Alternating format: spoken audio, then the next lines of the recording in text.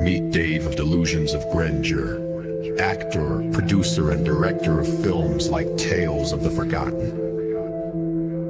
He has come to assemble a team of freaks, geeks, and even worse, film nerds, to discuss films ranging from mainstream to downright crazy. There's Tammy car enthusiast and Dave's fiance, Dustin reptile expert and overall horror collector, Jake environmentalist and fine art film critic, and finally Brandon, a therapist with a love of film that can only be seen as insanity. Together under Dave's leadership, they are Inside Movies Galore. Enjoy the show.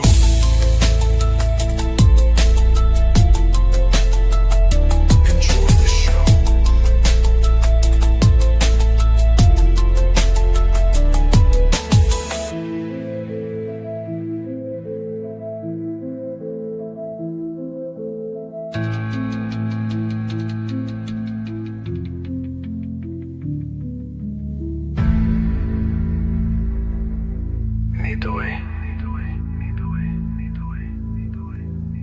To heal. All right. And here we are.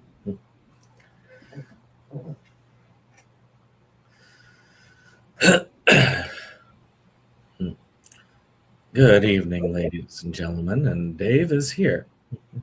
I thought he is. Well, good evening, ladies and gentlemen. Welcome to Inside Movies Galore. I am SeptumSin, and Sorry, my sound was conking out there for a moment. there you go. Good times. Hello, ladies and gentlemen. Welcome to back to Inside Movies Galore. We are coming back again at the end of the year to do our look back at everything thing that we've watched and rate them review. Correct, Brandon? Of course, one of y'all will have to watch the comments because I'm going to be largely controlling. Can y'all see a little cursor moving around? Yeah. Yeah. All right. So, of course, as we have done, I think this is the third or fourth year running, we've just gone through, we've taken our last show of the year and we just go through everything that we've covered. And then we rate it and see how well we liked it. Sort of our recommendation to you folks out there. So we just go from the beginning and keep going to the end. We each give a rating for each film. We do a brief introduction as to what's going on, and we each do a rating and why we rated it. And then those ratings are added up, averaged, and our full rating is given. Of course, please let us know what you think of each of these films on the comments below, or even in the comments. It won't go into our final score necessarily, but we like to hear what people think. So our ratings are pretty solid. We've got, of course, the best of the best, which is hell yeah, this is fire. You know, to keep us in line with the cool kids. You know, hello, my fellow teenagers, that sort of thing. Then, of course, very good, which is... You're a part of the Forever 17 Club? Yeah. Yeah. So, then very good, which is a pretty darn good film, solid film. Good, it's an okay film. It's watchable, enjoyable enough. Meh, which I used to put as in between, but meh in current speak is kind of speak for this is not good, but it's not the worst.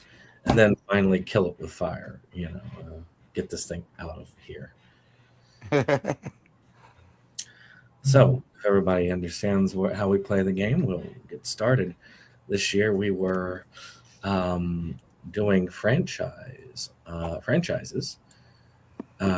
course, next year we're going right back to the old school themed months. Well, we decided to give each of us a chance to do a full franchise because, you know, for fun. So we started off with Jacob, and he gave us American Pie Month. So, which is odd that we had never covered any of the films on the channel before. Mm-hmm. So I guess we're going to get started with the very first film, which is American Pie, which is about, I'm starting everything in good until we move it, just so that people know what's going on. Mm-hmm. American Pie is about this group of teens who are about to graduate, and they all make a pact that they're going to have sex before they graduate or at graduation. So, and it's kind of outdated these days, but still one of those raunchy sex comedies that's fun. So, since this is your month, Jake, I will have you start us off. Okay. Where would you put this on the scale? I'd say it's very good. All If we were talking numeric ratings, I'd probably give it an 8. So very good. All right. So, how about you, Tammy? Where would you put that on that scale? I'll do very good too. It was fun. All right. And Dave, how about you? When I was in high school, it was very good. Now that I'm older, I'll put it at good because it still has some laughable points and some, nostalgia. So I won't put it. I won't put it any lower than that. At least the first American Pie. The rest of them are kind of meh. So, I'll give the first one a very good as well. Because it still holds up somewhat for me. I understand how it would not hold up for certain generations going forward, but for me personally, it's enjoyable still, and it's a fun movie to put on. So, our first formula, I don't think I have to really say what it is. It is a very good in the rating. So, Okay. All right, next up, American Pie 2. Well, Jake, where would you put that one? Okay.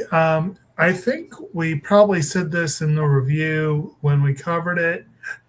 I feel like American Pie 2 is got a lot going for it, and it's a heavily nostalgic movie for me.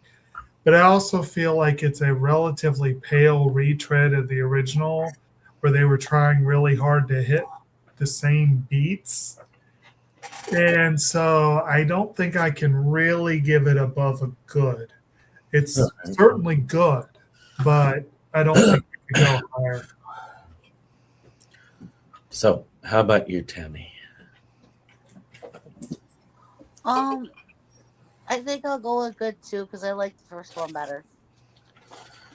What was that? You said good as well? Yeah, because I like the first one better.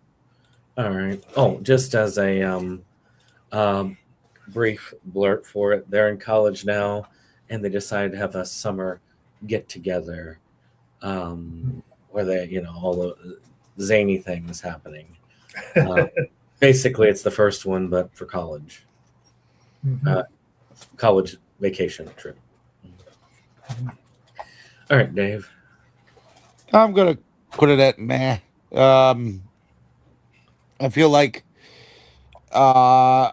this could have been better. I feel like they had something good in American Pie, and they could have roller coastered it up as they went. Instead, they lowered the bar in this one, and like Jake said, kind of made it the same. Same notes, same everything, and it was just kind of blah to me. Okay. Well, for me, I'm actually going to leave it at very good. And my reason for it is because I liked it about even with the first one. I actually like the plot with going to band camp, and I like him finally getting together with the love of his life. So The Michelle part of it is one of the best parts. So I give it that, and so I hold it up on par because they are pretty much the same movie. So though it stays where it is because the average out is good. So it's okay to watch. All right, now we're up to American Wedding. All right. So Jake, tell us All why. right. Hell yeah, this is fire. Well, American Wedding, it was also a bit of a mixed bag. They tried harder to branch out and do something original with this one. But I also felt like some of the performances were weaker. There were some unexplained absences, and just overall, it could have been better. So I'm going to go with good on that one. Let me make sure. God damn it. What happened? Decided to erase everything. You erased everything. So we're just going to have to go back to it again. Don't worry, at least we're at the beginning. Right. Jumped on it. So we're just going to have to go a little bit out of order, but I've got the list elsewhere, so I can probably do it. I'm just going to put this as 9 to 10. It's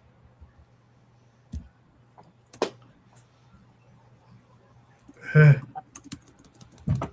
we go. Sorry, folks. Technical difficulties.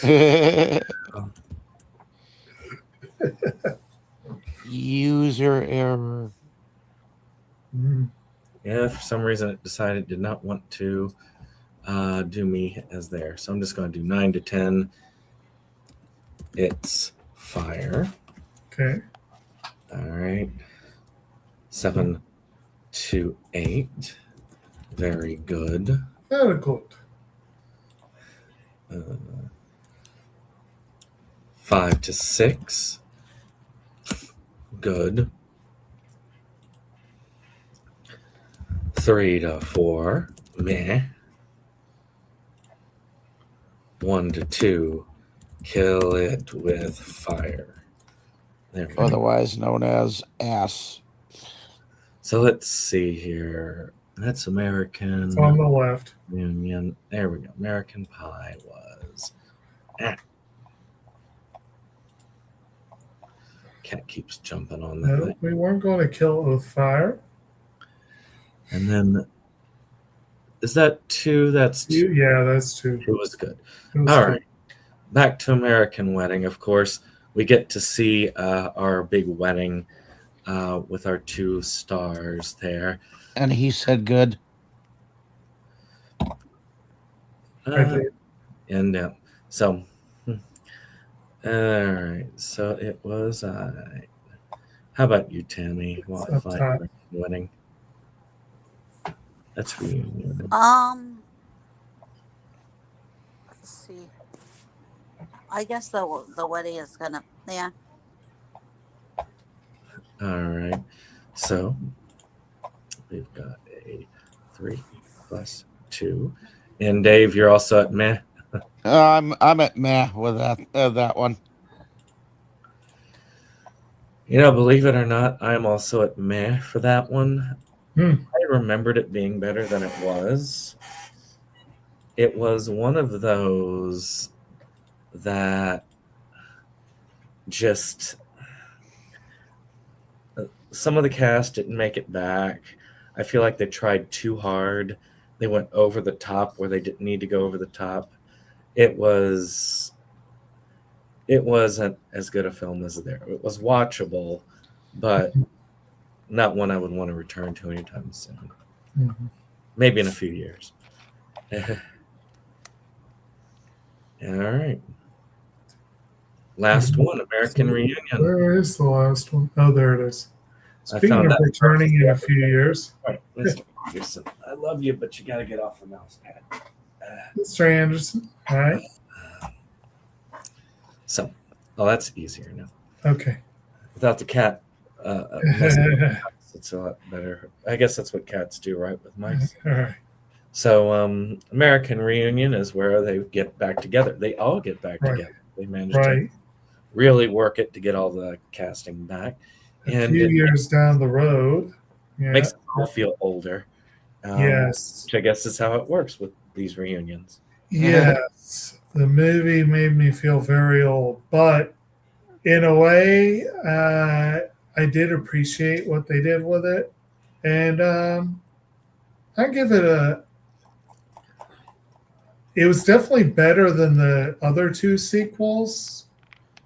I'm kind of on the border between good and very good. I'll probably go with good. And like I say, if you need to use a number value with it, that's why I put the numbers there. Okay. So good. All right. Yeah. All right, Dave. Me? Yeah. You're not gonna like this. No. Kill It with Fire. Oh damn! Fun. All right. Wow. I think they should have stopped right there, but I know that they didn't.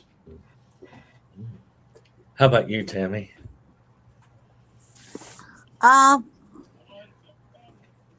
With man. Meh. All right. All right. I'm actually going to say very good. I actually liked it as much as I liked the originals. I love that they got all the acting back, all the actors back together. The acting was much more solid. The writing was a heck of a lot more solid. Hmm. And I felt more in tune with it than most of the movies. So, man, we were all over the place for this. We got a spread. All right. So, apparently, it's still dragged down to a meh. That doesn't make sense. Hold on. Let me make No, sure. yeah. How would that happen? So, all right. Well, we got a 2 and a 1 from Tammy and Dave. And we got a good from you. And we got a very good from me. Okay, that's better. All right. 2.5. And 0.5 will round up. So, good. Here we are. Okay. I was going to say if you needed to break the tie, I would push it up one, but yeah. I might just say heck with it and just give it the numeric. Well, actually, no. I'll just say give a numerical value from 1 to 10 on it and then say with it. That way it'll give it a better idea. Hmm. Besides, I'm sure that at least I know you, Jake, are think things in terms of IMDb a lot more. Not as much anymore. Is that okay? So we're in Interview with the Vampire. yeah. So this is a split between Tammy and Jake. Interview with the Vampire was Tammy's first selection. This is about, of course, an interview with the vampire. Has a lot of, as Anne Rice adaptation, has a lot of big names in it and their earlier days. And we'll start with Tammy since this was her pick. How do you rate it? I'll go as very good. Very good. All right. All right. Very good. All right, Jake. Since it's also your birthday month, I'll leave you up at the top. Yeah. I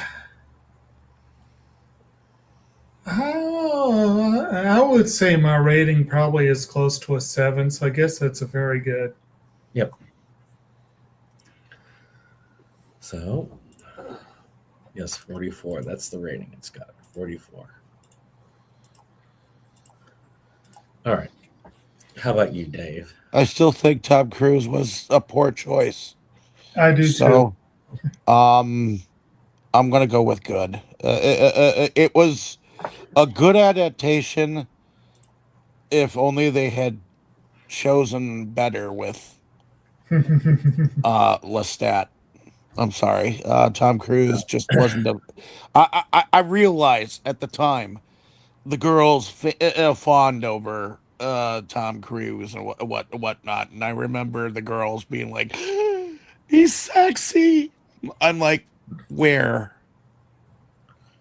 But I'm gonna go with good because it would have been a very good movie if they would have just chosen someone else. I'll also go with good. vampire movies are not necessarily my thing. This one was well done. I thought it was, for the most part, well acted. But I have no desire to watch it again necessarily. It's not that I dread watching it again, but I would say it was fairly solid for that. Hey, at least the damn vampires didn't sparkle. Mhm. All right, so that one boosts it up to, if I'm remembering correctly, let's see, 4 floors, that's 8. 9, 10, 11, 12, 13, 14. Yep, 14, 5, yep, 3.5. It goes up to very good, barely, but very good. All right, so next up, Mulholland Drive. Gotta go for that blue key. Yeah. I can't really. I'll tell you what, Jake. Tell us what this movie is about, because I'm sure you understand it better. So you have a young ingenue in Hollywood who meets a mysterious woman with amnesia, and this is a David Lynch film, so all sorts of weird shit goes down. I've already forgotten And this it's film. what's that? I've already forgotten what this film was about. It's a film. It's a film noir. It's a mystery. It's a detective drama. It's a fever dream. It's something. Was this the same one where that Spanish actress died from it That Spanish not too long actress ago? Or Italian actress? died from the movie. Yeah, I thought that there was a movie that we watched where there was a rendition of an Italian or a song that she sang while on stage. Well, this And one has a theater where they are very clear that I know banda. And you had that person singing, and the two of them are watching her. Yeah. So there was someone collapsing on the stage. yeah, the lady who sang it, Yeah. she died Okay. this last year too. Okay. I don't recall that, but it wouldn't surprise me. And of course, David Lynch as well. Yeah. But yeah, I think that was one of the reasons I chose this was it is a tribute to Lynch because yeah. So where do you rate it? Me? Yep. I love this movie. I'll put it's fire. All right. Well, Tammy, where would you rank it?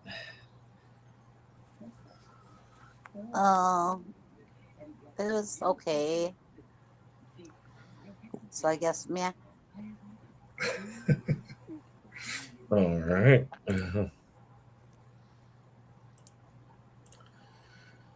All right, Dave. No higher than good. Good. I love Lynch. Don't get me wrong. He is a phenomenal director because I love 2 of his movies. So good. All right. I would say good. Mulholland Drive is not my favorite though. I would have to say Eraserhead is.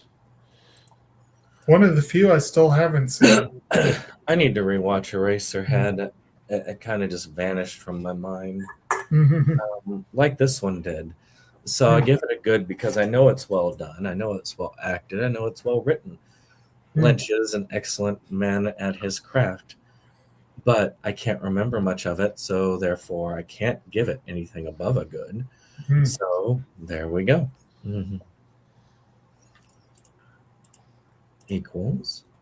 Well, there it is. Good, huh? It's a good.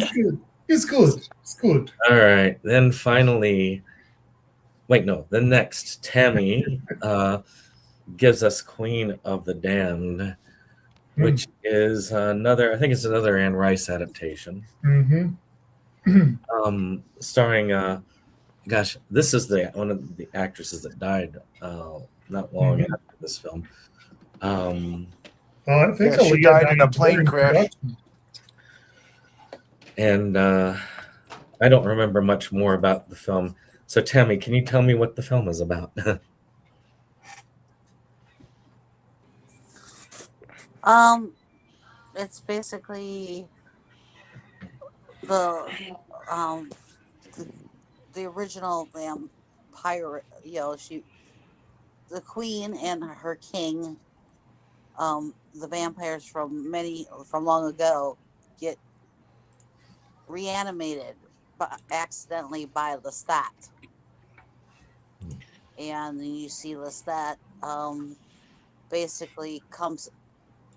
He lets the world know he's a vampire. He becomes a rock star and lets the world know he becomes a vampire. That he's a vampire, and basically, Akasha is her name.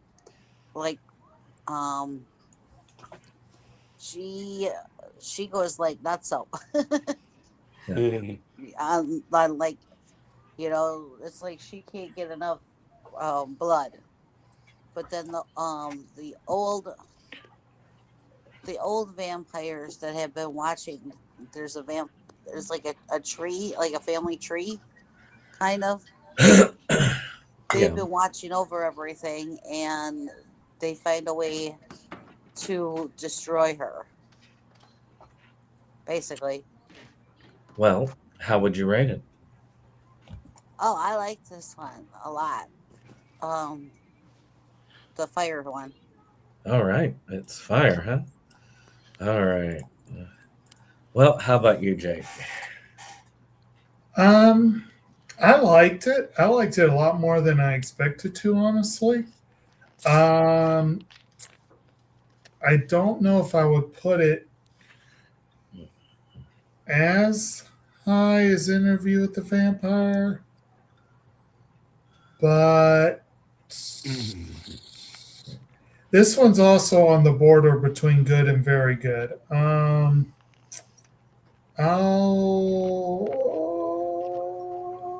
I'll go with very good, I suppose. All right. So, for me, I thought that this had a lot of potential. I thought it was a solid film, but it wasn't one that I would want to watch over and over again. It's not one of my favorites. I do think that the one actress dying did affect it because when she was on screen, I thought that it really sold itself. So I'll give it a good. It was good. Mhm. How about you, Dave? Oh, this one's fire for me. I have nothing wrong with this movie at all. It is perfection. It is one of the best vampire movies out there. All right. Well, that takes it down to very good. Okay. And here we go. Last one of the month, which is Blood Simple, which I'm finding down here. All right. So Jake, tell us what Blood Simple is about.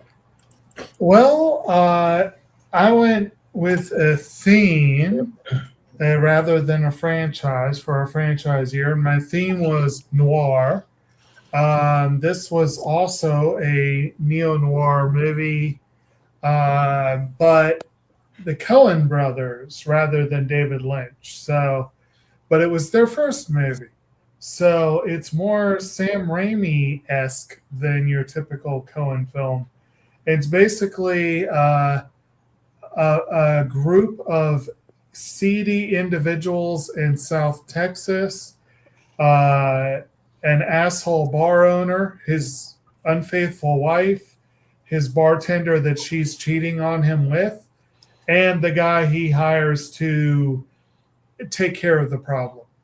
And it's a very down and dirty and surprisingly rough around the edges movie for the Coens. A good indicator of what was to come. Well, how would you rate it? I like it a lot. It's not my favorite film they've done, but it's a damn good first effort. And I probably would give it a 9 out of 10. So I guess it's fire. All right. All right, Tammy, what are your thoughts about Blood Simple? I'm not sure how I exactly felt about that one. So I'll be nice and give it a good. All right.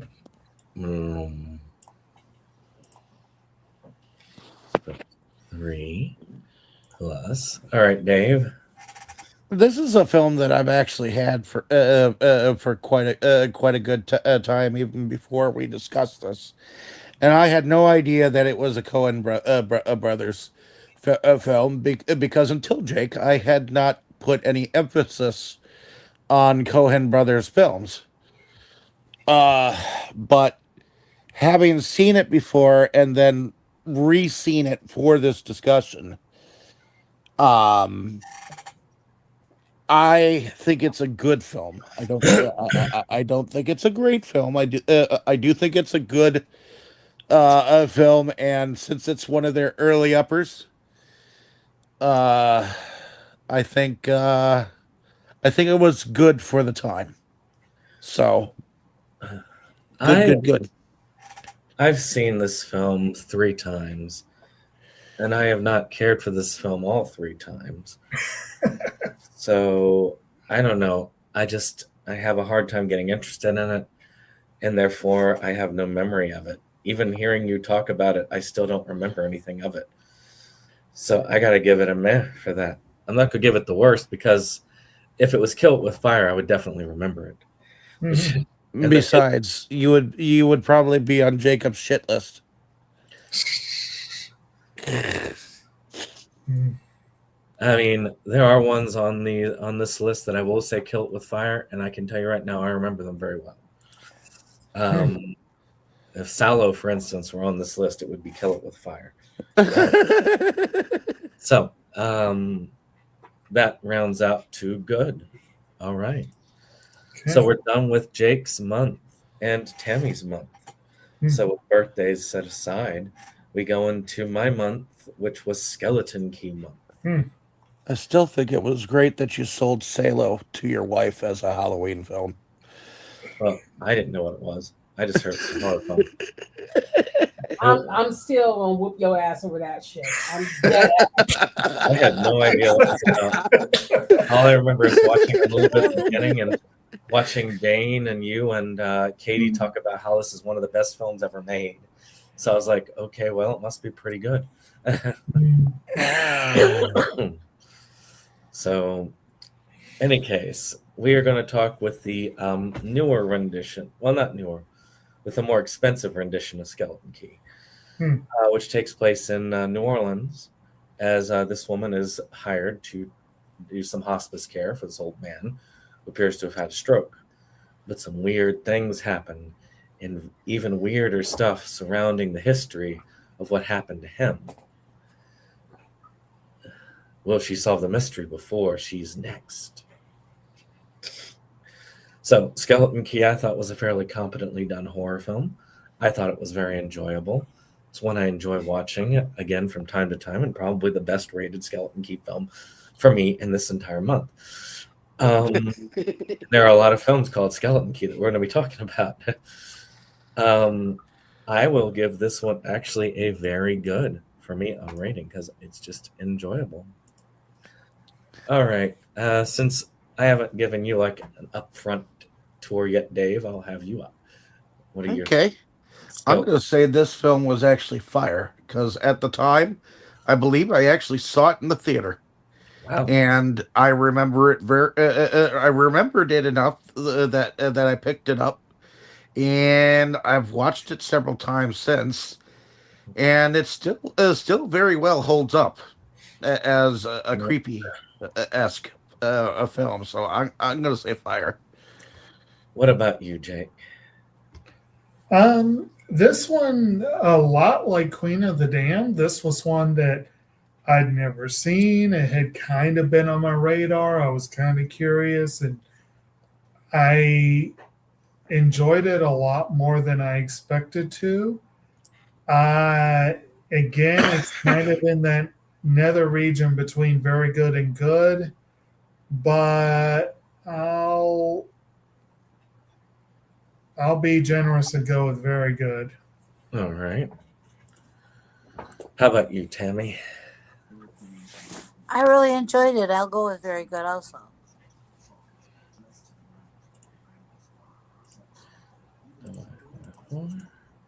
All right. Well, no surprise that it is and very good. Hmm. Now we're going to get to some that are probably going to be into Kill It With Fire, but we'll see. Hmm. So, Skeleton Key. Well, this is another film, not to be mixed up with the other one.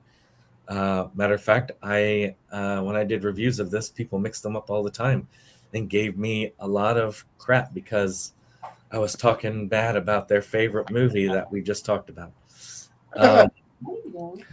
This one is nothing to do with that movie. It's about a man who is working for a tabloid, and he is going to Nilbog to try and cover some weird stories. Unfortunately, he gets bitten by a zombie and gets possessed by this demon.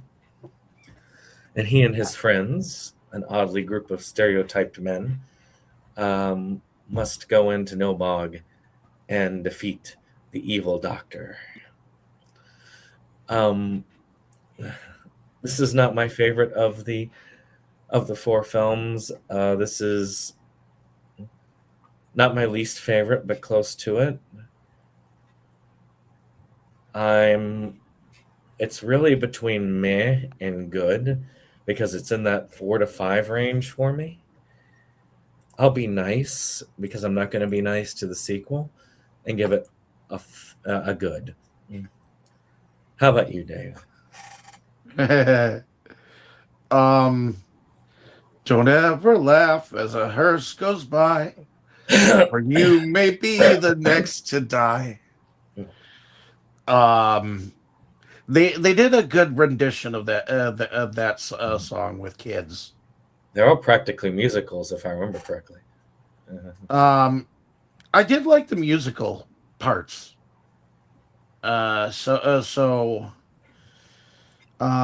give it that. So I'm gonna go with.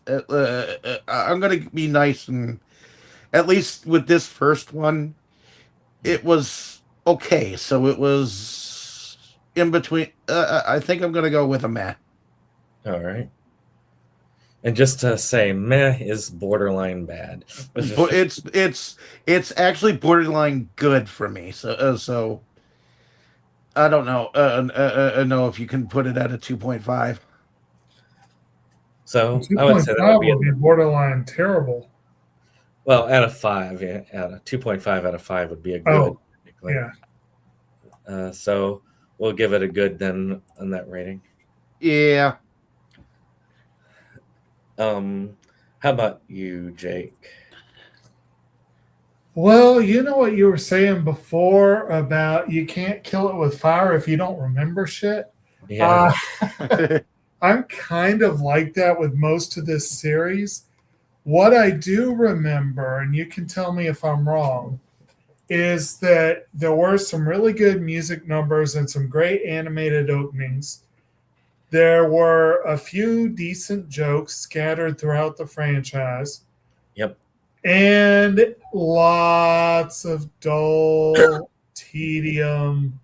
I believe this was the series where the movies were all at least a half hour too long. Yeah. Yes. I can't give any of them a good rating, and honestly, I don't remember them well enough to remember which ones were worse than the others. So I don't know if I can kill any of them with fire because I just don't remember them well enough. Yep. But I think I'll go with meh for this one. It might be a higher meh than some of the others, but yeah, go with meh. How about you, Tammy? I kind of feel like David, like the in between the meh and the good, because it was funny. You know, it was. So maybe like it had some fun moments. So maybe like a at 5 least out in the of 10 first or, half. Would you say Yeah. more like a 5 of 10 or a 4 of 10? Up to a 5. All right. 3. I like the song. You're talking about the Hearst song. Yeah, it just barely gets too good. They wrap you up in bloody sheets to drop you 6 feet underneath. Yep, that's like the theme song of the entirety of it. Yep. I know, So- but see, I was watching these all of them while I was at work, and it's like I'd hit the thing to start, and I'm going, and I'm sitting there going, oh, da, da, da, da, da. So the second one is, I have a bad history with this one because I thought that it was the sequel to the first one we discussed. Nope. And it made no sense to me whatsoever when I watched it. Nope. And it was ridiculously expensive. Well, it makes no sense as the sequel to the other one. Oh, because there was a sequel to the other one. It's just he got the wrong one. Right. No, I mean, like. We end up back in Nilbog, and that's about all I remember. One of the characters doesn't even appear in the movie for the most part, even though they leave him Nilbog at the end of the first movie, and they kind of reference him. He makes an appearance back in the third. And by the way, Nilbog is where most of this director's world is. And Nilbog comes from the movie Trolls 2. I like John Johnson. He is an interesting director. Have we ever covered the Trolls movies? Nope. That seems logical. Oh. But I don't think Maybe think on you guys were part. Maybe on Delusions. We covered the Trolls movies. Troll. You covered Troll, not Troll 2 on this channel. We actually not. We covered Troll the franchise in a large discussion with a group of people way before you guys were here. Yeah, I think we can count it as not covered at this point. Amongst us, no. right. But I mean, I like to try and give him the benefit of the doubt because he is a local director. I mean, Charlottesville, Virginia, that's as local as you can get. Most of his stuff was shot there. Well, it's not quite as local as you can get. So, I have a lot against this movie. I would say that it would be barely scraping in a meh for me. Which one was the one where they wasted Lloyd Kaufman?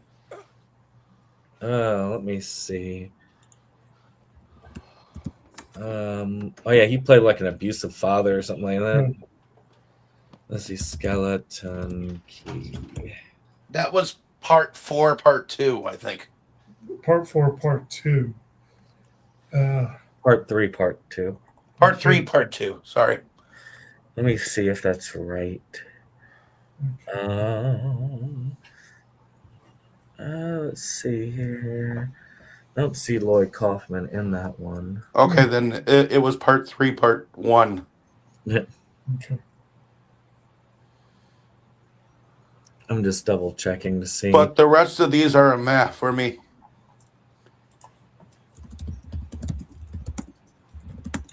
Three. I can barely remember the rest of them. Mm-hmm.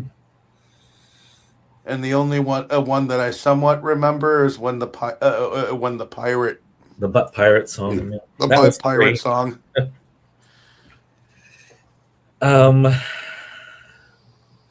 So Dave, you give that also a 2 then? And then Jake, your thoughts? Well, like I said, I'm going to go with meh. And Tammy? I guess I'll go with the same I went last time, the higher meh. All right. I was having fun watching them, Hey, so a low good, really. So Well, I was at work. I'm sitting in that little booth and watching them. I didn't have anything around me. I just had that going. It was so, There. I swear you liked independent movies better when you were sitting in the booth. So I'm changing meh to meh. It's bad, just to end the confusion, because a lot of us are used to using meh as It's all right, but nowadays it man means bad. Changing around in the lexicon. All right, part 3. Part 3, I kind of liked how they did the Doctor in part 3. There were a few songs I thought were interesting. I thought it was salvageable. I didn't think it was terrible. And I remember a few things like the Butt Pirate song, and I felt like they were trying their hardest to come up with the plot for once. So that's my 3. And they had Lloyd Kaufman in it. So I give it a good. Minor good. You think it was salvageable because it had Lloyd Kaufman? Got it. Well, no. It had all the reasons plus Lloyd Kaufman. So how about you, Dave? I still think it was a meh. All right. And Jake? Yeah, I'm gonna go with Matt. It's like I said, the one thing you say is salvageable. The one thing they really needed to do was spend a lot more time editing these movies. Oh God, yeah. And cutting them way the hell down. They were tedious. If Or they had writing been a- shorter, I might have actually enjoyed them. Or writing a script. Yeah.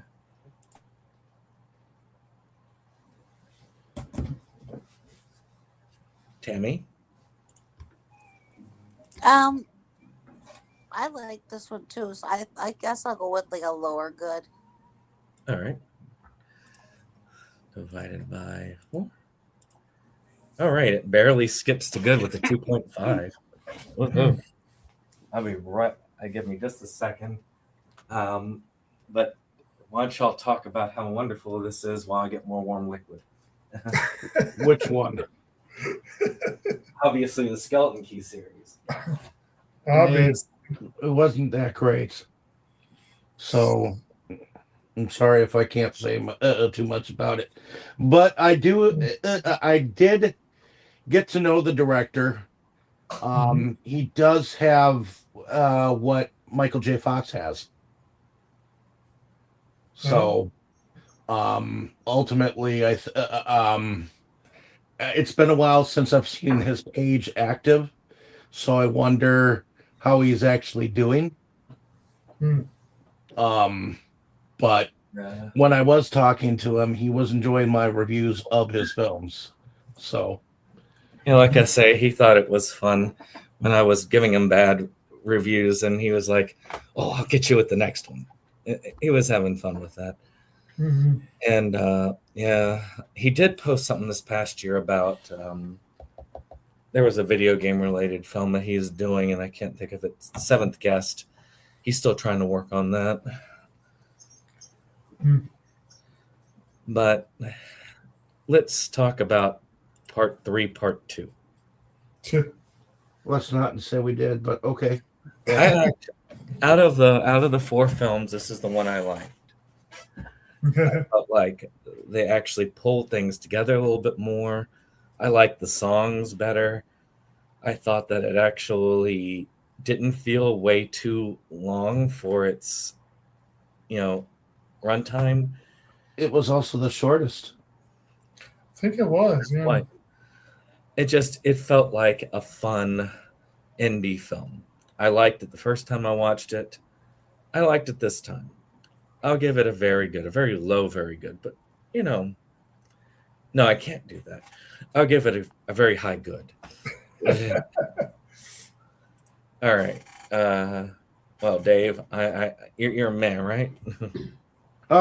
It's bad. It's still bad. I mean, it's better than the last one, but not by much. So I guess I'll be nice and give this a very low good. All right. And you, Jake?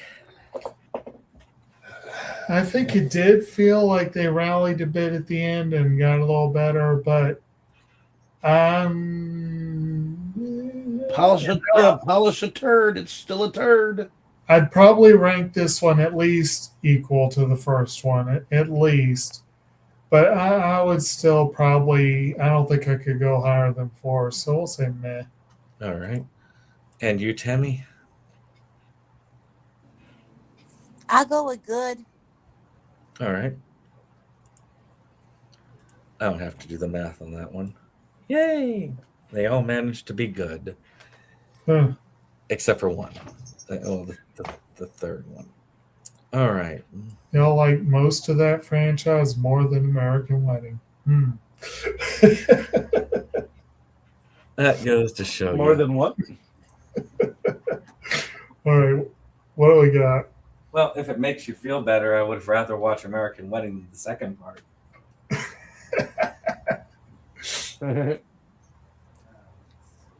I'm sorry if the jokes for American Pie were so 90s. But What are you trying to say? We're old because we get them? no. I got him when I was when I was in high school, and I enjoyed them then. But nowadays, it's like I've turned into an old man, and I feel like I feel like putting on a Jeff Dunham Walter face, going like, nah. Well, speaking of Oh, quality, Well, we got to your month, which was Sharknado month. And, well, we're covering the titular Sharknado. Sharknado Dave, was tell fire. us about Sharknado. Sharknado was fire. The first one. Well, tell us a little bit about the movie, Dave, since this is your month. It's like a version of Twister, except with sharks. Except there are no flying cows. oh, All right. It's Well, just everybody gets eaten, and and Twister meets Texas Chainsaw. well, what would you say then, Dave? You say it's fire. Oh yeah, this the first one is fire. I get a kick out of the first one. Plus, it's many cameos, and obviously it was fire because it got 6 of these suckers. Well, I cannot give it a 9 or 10 out of 10 rating. Because it was not a good film. It was enjoyable. I am on the cusp of between good and very good because it is rewatchable. I don't know if it's my favorite of the bunch. It's the first 4 are my favorite of the series. But after that, I didn't really like 5 or 6. I would give this one a low very good. All right, Tammy, what do you rate Sharknado? So I guess I'll go with a high very. All right. How about you, Jake? well, I'm going to have to more or less agree with you. It is objectively a bad movie. There is not much here from an artistic standpoint, but it is a fun movie. It is a very fun movie. I don't know if I can go very good. If I do, it's right on the edge.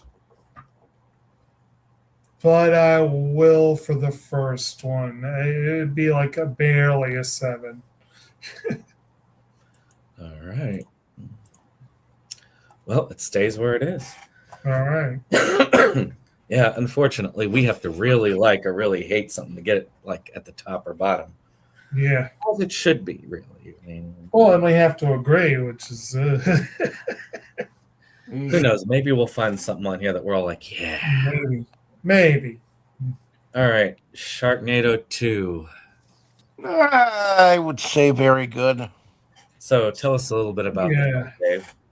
Well, it's technically the sequel to Sharknado. It follows Finn in his adventures. I think it goes a little bit into the past with this one, if I remember correctly. Well, And they don't do time travel till the end. oh yeah, okay. So they don't do time travel, but it does. It does involve the president, if I remember correctly. It does involve Yeah. them.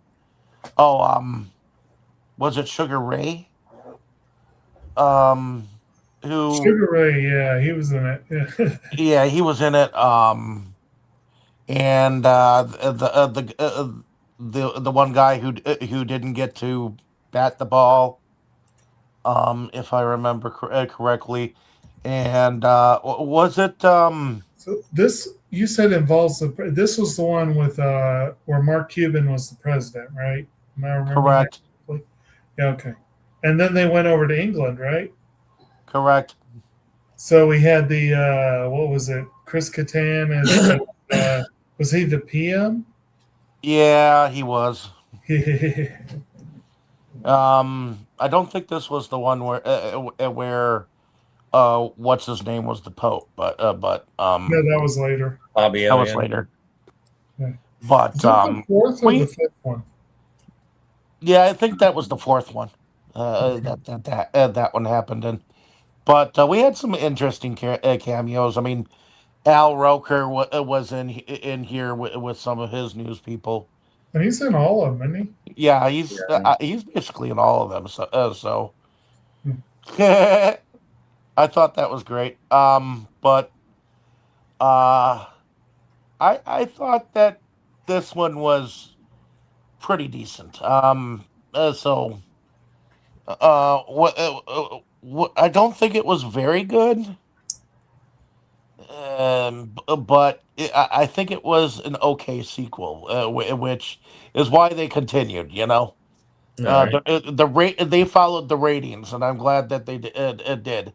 This wasn't the only shark franchise on this channel that followed the ratings. They also did it with another shark franchise called the Two-Headed Shark So good. thingy. All right. Well, for me, it's less memorable than the first one. I could tell you pretty much how the first one goes. I couldn't tell you this one. But I do know that it was still okay to watch. It wasn't a chore to watch. I would probably rate it between that mid's bad and good, where a lot of y'all have been kind of on the fence. And usually we end up rounding up, so I'll do that the same. All right. All right. Tammy. I guess I'll go with good on it. It was fun. And Jake? It's very rare that a movie can make me say I was entertained by Chris Kattan. So it gets points for that. But as you kind of hinted, or I will agree with what you said, that the franchise starts running together for me after the first movie. So I can't give any of them a high rating after the first one. So I'll probably go with good on this one. All right. Well, I don't have to do that one. That math is real easy. Well, let's talk about 3. All right, Dave, tell us a little bit about Sharknado 3 so you can remind us about it. Okay, so Sharknado 3 Oh, hell no. continues the story of Finn and his family. Now the only 2 people that pretty much 3 people that pretty much stay the same to me are Finn and his wife and that chick that always likes him, but the wife is always the love of his life. Yeah. I forget her name, but she Tara ultimately, Reid. yeah, Tara Reid is the wife, but the other chick, um, she's got brown hair and she runs the bar and Sandra Scarbo Nova. yeah, Nova. Yeah. Which I almost wonder if she got that name because of the original Planet of the Apes. The woman in there, her name was Nova. But in any case, let's see if I can't bring up Sharknado 3 real quick. Sharknado 3. Oh hell no! That's what it was called. So a monstrous tornado unleashes ravenous sharks from Washington D.C. all the way to Orlando, Florida. So this was one where they were on the family trip, right? Yeah. Okay.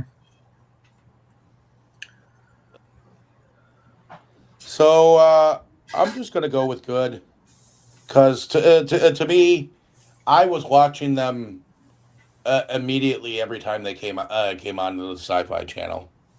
And then it was like the next week after it was on, then it was on physical. So it was like very simple to wait for a physical release because they would immediately stick it to disc, which was kind of cool. To actually pick it up individually each time it came out, but ultimately they came out with a steelbook that just went totally out of print way too quickly. Oh, it was cool though. I have that. Oh, yeah, but let's see. What's your rating? I guess the end of it all. I'm just gonna say good, because it's. Let's face it, all of these are shitty movies, but Okay. they're so shitty that they're actually good and they're fun. Up until a certain point. By the way, though, we're on the third one now, right?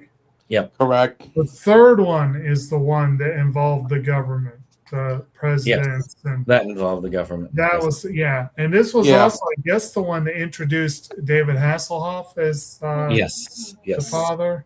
Yes, this is. And is this the one that introduced Gary Busey, or was that the next one? I don't think he's in this one. Okay, so that might have been the next one. Yeah, no, but this is where you get Sharknado in space too. So Part 1. Mm-hmm. Part 1, yes. Let's see here.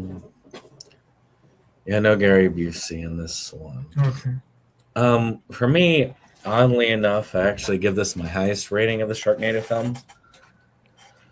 I would go for a very good, only because it's the one I remember the most. I love the Hoff as Finn's father.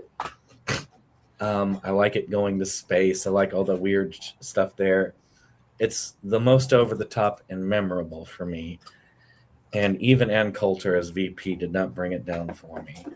And that's saying something. So I'll give it a good. How about you, Tammy? I'll stay with good. I mean, they're fun. They're funny, And you, Jake? So, I guess take everything I said about the second one and apply it to this one. But this shows how much these can run together if you don't watch them very often. Good then. What's that? About a good then? Yeah. So we'll say what I said about 2 goes for this one, but what I would have said about this one goes for 2. So they're both good. This one actually might be higher than 2.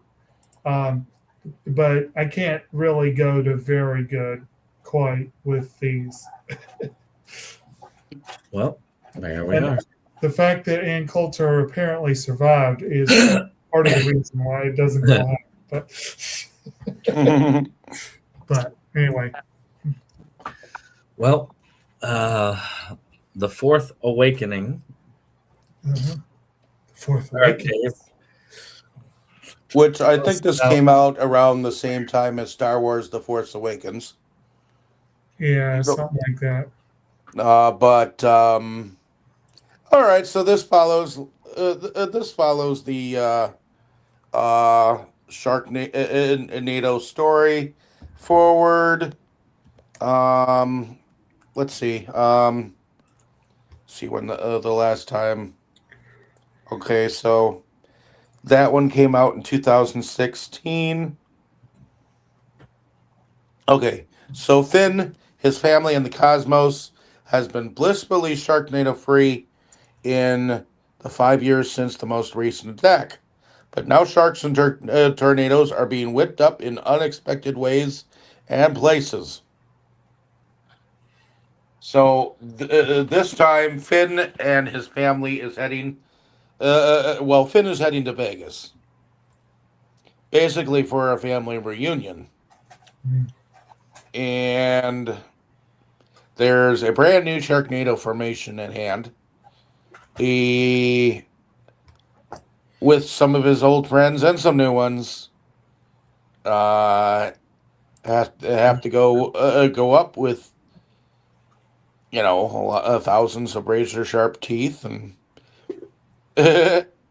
evolved cyclones, and I guess the mother of all Sharknado awakens. You got that. This is the one where they had that Vegas hotel casino with tons of sharks in it, like as you do. I don't know which one of these was the one that inspired the president for his weather policy, but I know one of them did.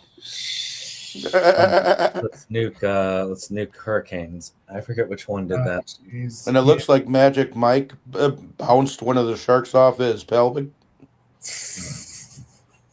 But anyways. So how would you rate it, Dave? This one I guess it's in between good and meh. But I was still willing to see one more come. It's when they came to the fifth one is when I was kind of like, come out already. Really, Cat. I mean, I was getting a kick out of what they could do. Yeah, well, then I guess a low good. All right. Although the CGI just kept getting worse and worse. Well, I will also give it a low good. I don't think it was terrible. It was still watchable. I think the first four are actually, for the most part, watchable and enjoyable. I think after that, well, you'll find out.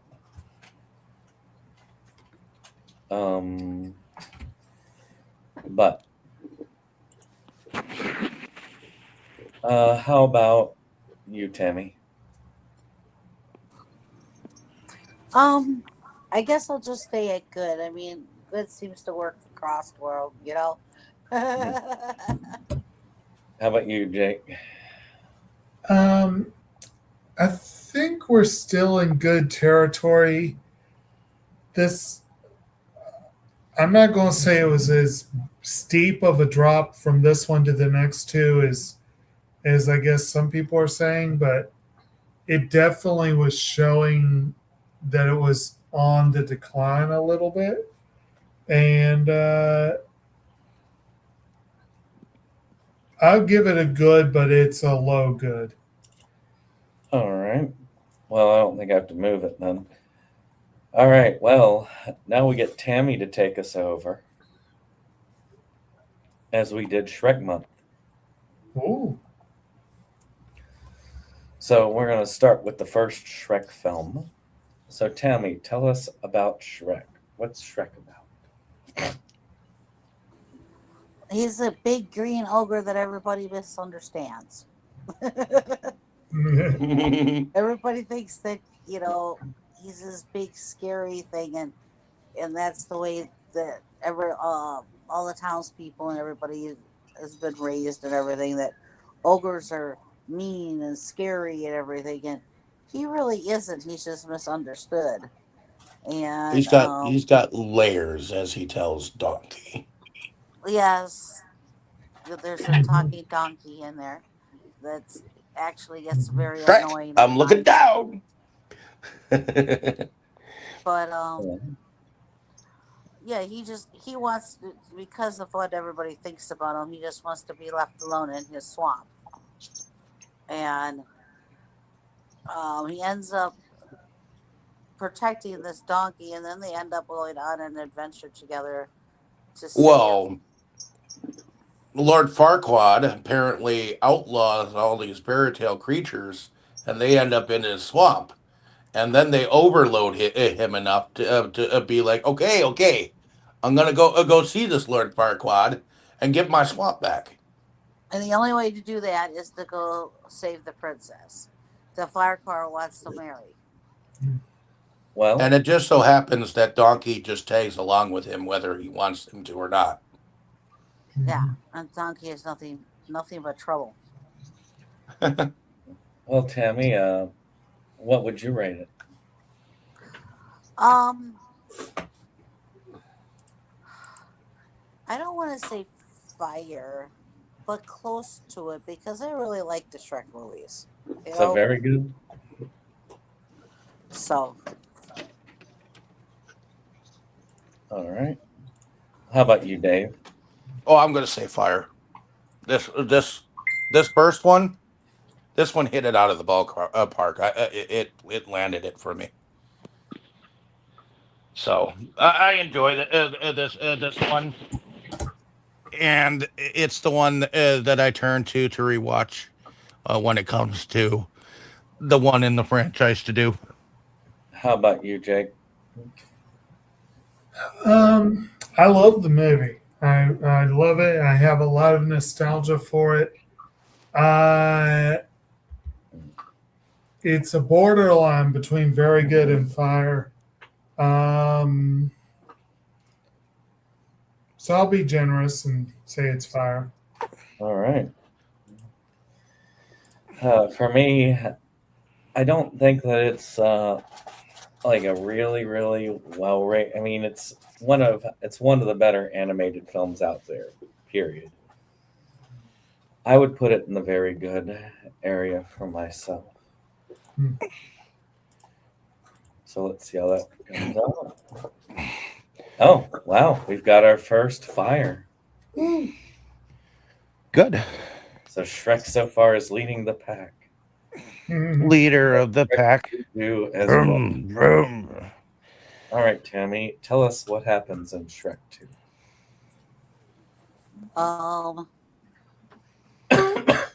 Trying to remember how they go again. That's the one where they go visit Fiona's parents and Oh yeah. far away. Yeah, With they Prince visit Charming and their the fairy godmother. parents, and And it's the one that introduces best character. oh yeah, Puss in Boots. Puss in Boots. They're not very welcome, and the Frog Prince is the father of Fiona, and was it Cinderella that was her mother? No, I thought it was. no, Cinderella's in this franchise, but in bit role. Okay, it was one of the fairy tale princesses that was the mother, but it was the father that. I don't think there's anything special really about the mother. It was the father that is the. Well, there's the the story of the Frog Prince. There is a counterpart in that story. Yeah. Yes. Is this one mine? But If it's the one, yeah, Either that one or the one Debbie was using. Doesn't the father is trying to get rid of Shrek, I believe. Yep. Isn't he? He was trying to get rid of Shrek, and the fairy godmother was interfering. She wanted her Prince Charming to marry her by the end of the whole thing. Well, how would you rate it, Timmy? I'll say a high, very good again. All right. How about you, Dave? This one kind of lowered it lowered for me. I would have to say good. All right. 4. How about you, Jake? Well, this one did not have John Lithgow's great villain portrayal, but it does have Puss in Boots. So I have to rank this one actually slightly higher than the first one. So this will also be fair. All right. Well, up there. You know what? I'm going to be a little facetious here, and I'm also going to rate it fire. Because I did like it better than the first one. It really is more of an 8.5 for me, but little round up. Which, let's see, 18.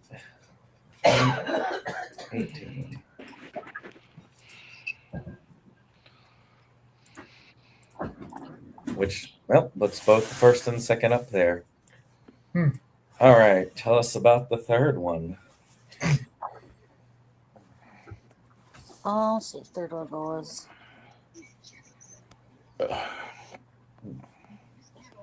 Shrek. Is this the one where she forgets? No. That's the Reluctantly designated as the heir of the land of far, far away, Shrek hatches a plan to install the rebellious Artie as the new king. So this one had King Arthur? Okay. Yeah. Yep. And a very badly used John Cleese. John Cleese from the Monty Python. Yep. Was in the second one as well, but Okay. Yeah. What do you think? I'll go with very high again. All right. Very good. All right. How about you, Dave? I wasn't sure how I felt about this one, and actually, I now that I remember, Puss in Boots came out in the last one, so I kind of want to rate mine a little bit higher. In very good. In the last one. And this one I want to put as good. All right. Well, how about you, Jake? the franchise unfortunately did drop after the first two. My rewatch of the third one was, I think, more positive because I had lower expectations, but it still wasn't a great movie. I'm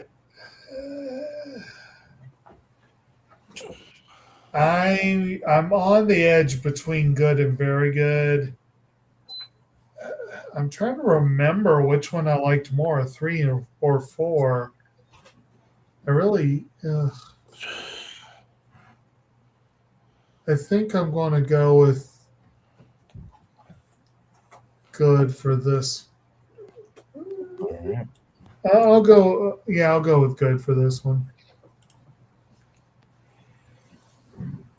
Well, for me, this is the one I liked the least of the series. I felt like some of it was phoned in. Though I admit the dying scene with the king was pretty good. But otherwise, I felt like the jokes went on too long. I felt like it was lazy overall. It's the one that I least want to come back to. I'm going to give it a high meh for me. All right.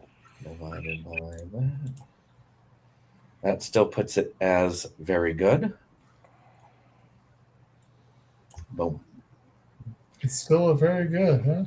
Yeah, 3.5. Okay. Barely, but yep. Huh.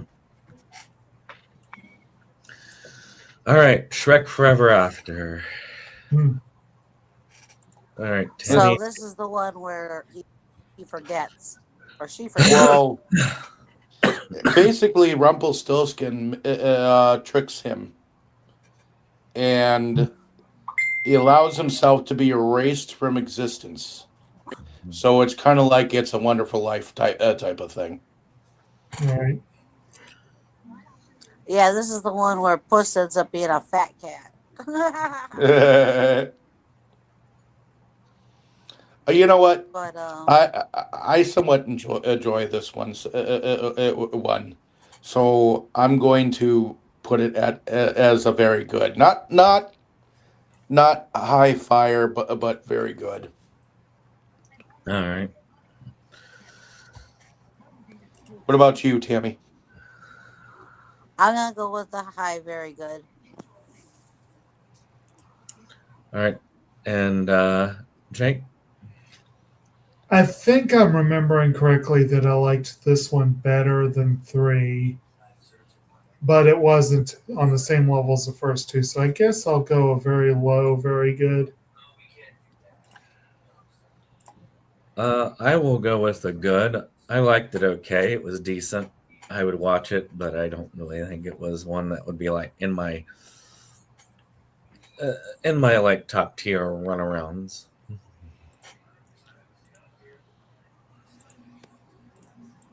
That also is very good. Hmm. Last but not least, Shrek the Musical. Oh, Ran this away, one's Tammy. this one's fire for me. Well, tell us about it. Well, it's basically a stage musical adaptation of Shrek as a musical, and there are some added songs, and I do think they do a very good adaptation of the story, and I feel like it very well adapts to stage, at least in this version. All right. Well, Tammy, what do you rate it? I'll rate this one fire because I really did like it. I got a kick out of the the stage adaptation of it. I thought it was a lot of fun. There was a lot of good humor in it too. So Well, what about you, Jake? I agree. It was very fun. It was better than I expected. Very, very clever in some ways, and I'll give it a very good. And I'll give it a good. I liked it all right. Mhm. I'll put it down to very good. All right, now we're into Dave and me's birthday month. Well, Dave, take it away with the cook, the thief, the wife, and the lover. Oh, this one was fire for me. Uh, All right. Part of it, partly because of the coloring and the design. There's just something about how the woman was having an affair with her lover, and there was a Summary. whole lot to it. What's the film about? Yeah. Oh, it's about affairs of the heart and what happens when you're found out. All right. Uh, and it definitely goes a little bit on the gore aspect of things. So it does kind of go there, but It doesn't like shake it at you in your face kind of gore. It's kind of like a slow reveal, you know. So I feel like this is a movie that if you're not really used to that kind of thing, it won't really surprise you. It will just be there. Uh, Well, so so you're giving it a it's fire. yes. All right. Well, my turn. Well, I also agree with the fire part. But I say kill it with fire. This movie, I did not like it to the point where it was. I don't like torture all that much. I don't like a lot of the disgusting stuff there. I didn't like the characters. So there was really nothing for me to like about the film. I could say that it was done well artistically, but Jake will tell you that I don't put as high an emphasis on that as he does, which may be why he gives it fire. I don't know, but we'll find out. Actually, what do you say, Jake? You give it its fire? Strangely enough, for a movie that mostly takes place in a kitchen and a restaurant, I don't think fire will be involved. I had very mixed feelings about this movie. I would almost say I had an active dislike for it. Apparently not as strongly as Brandon, but I do see some artistic merit to it.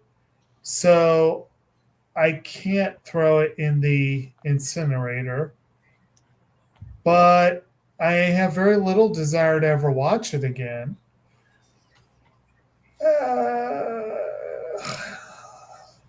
I guess I'm going to go. I hate to say meh because that implies I don't have an opinion, but I guess we'll say it's bad because I probably would give it a rating in the 4 range if we were doing a 1 to 10. Yeah. So I'll go with meh. Yeah, it's one of those weird things how the current generation uses the same word, Yeah. but totally different meaning. Mm. All right. Well, Tammy, bring it home. I don't want to put it really in the fire, but I wasn't that fond of it.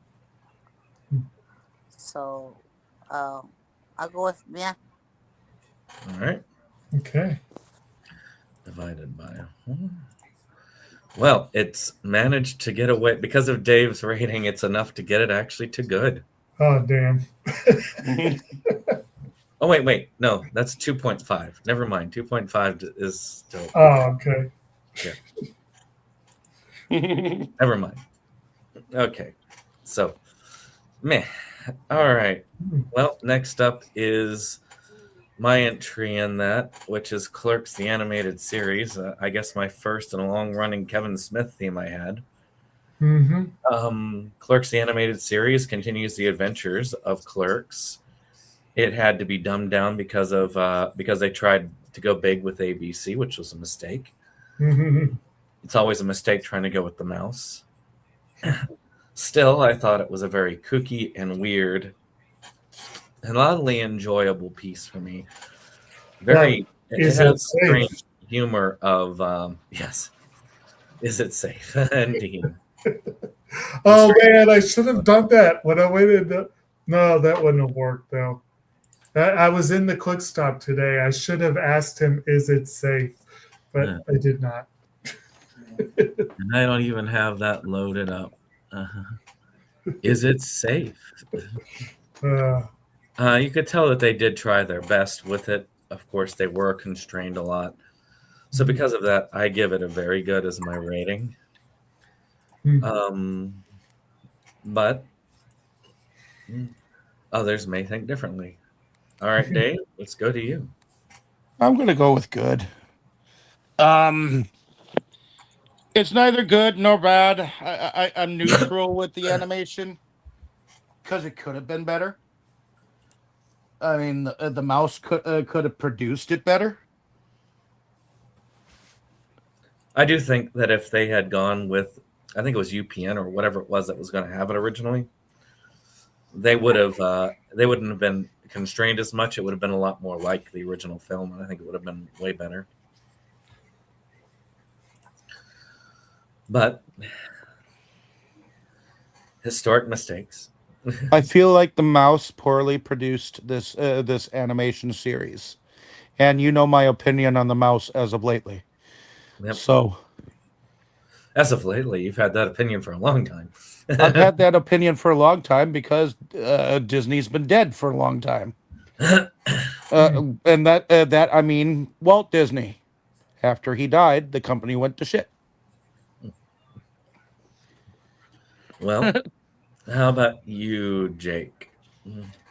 It's definitely an interesting what might have been. It's kind of like some of Smith's own movies. It's a mixed bag, but I do think the production aspect behind it is what kept it from being really great. But for what it is, a show that tried to air on ABC, it's pretty good for that.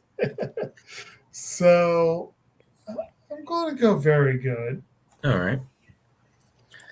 Well, how about you, Tammy? I think this is your first experience with Kevin Smith, to your knowledge. Well, not your first, but your first time with the Askew-verse, anyway.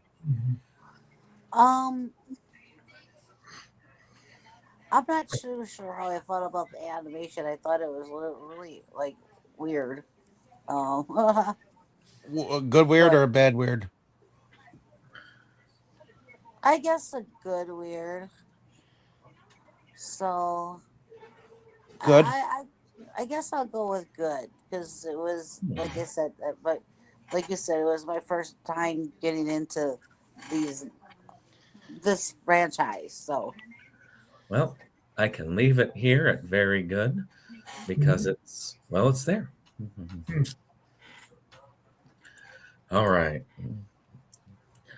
And I do have to make one correction because I'm realizing my scale and I'm agreeing with my own scale. There you go, Dave. Oh, Because 2.5 on the scale would take it to here. Okay. All right.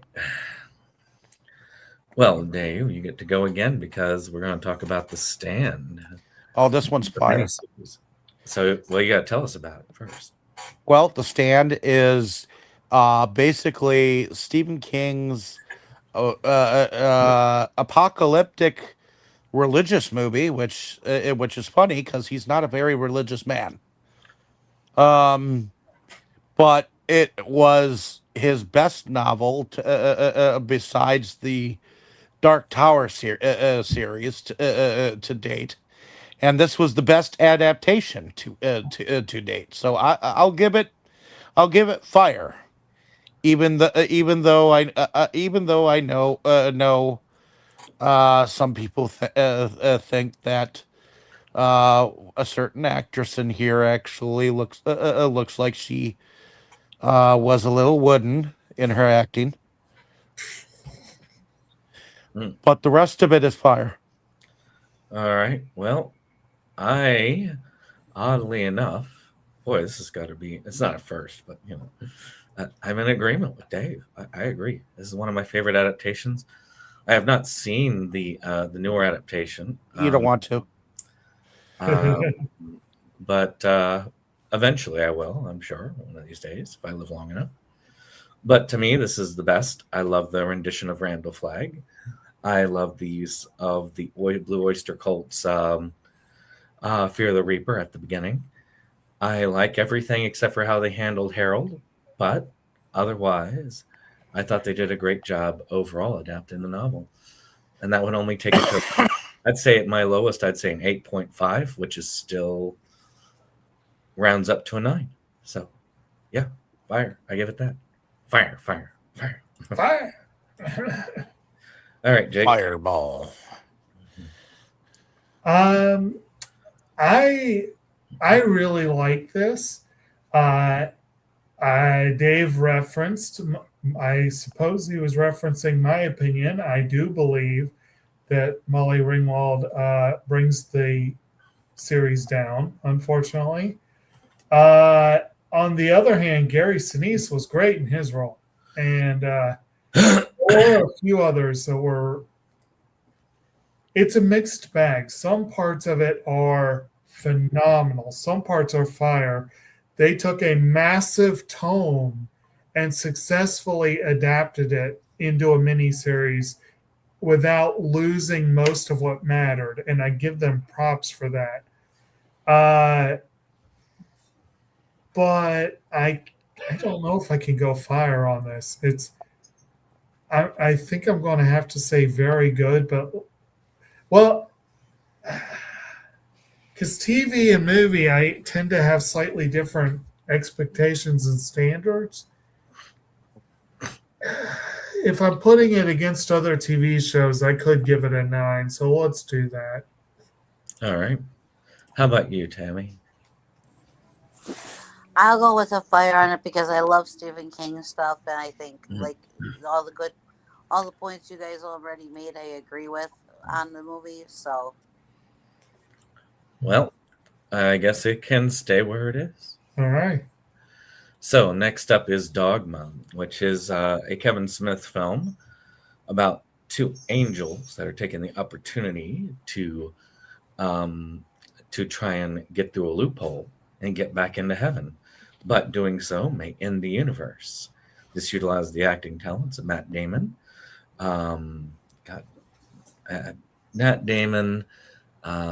George Carlin, a lot of people on this. You're blanking on Ben Affleck or two. Yeah, my mind is just. But in general, amazing cast.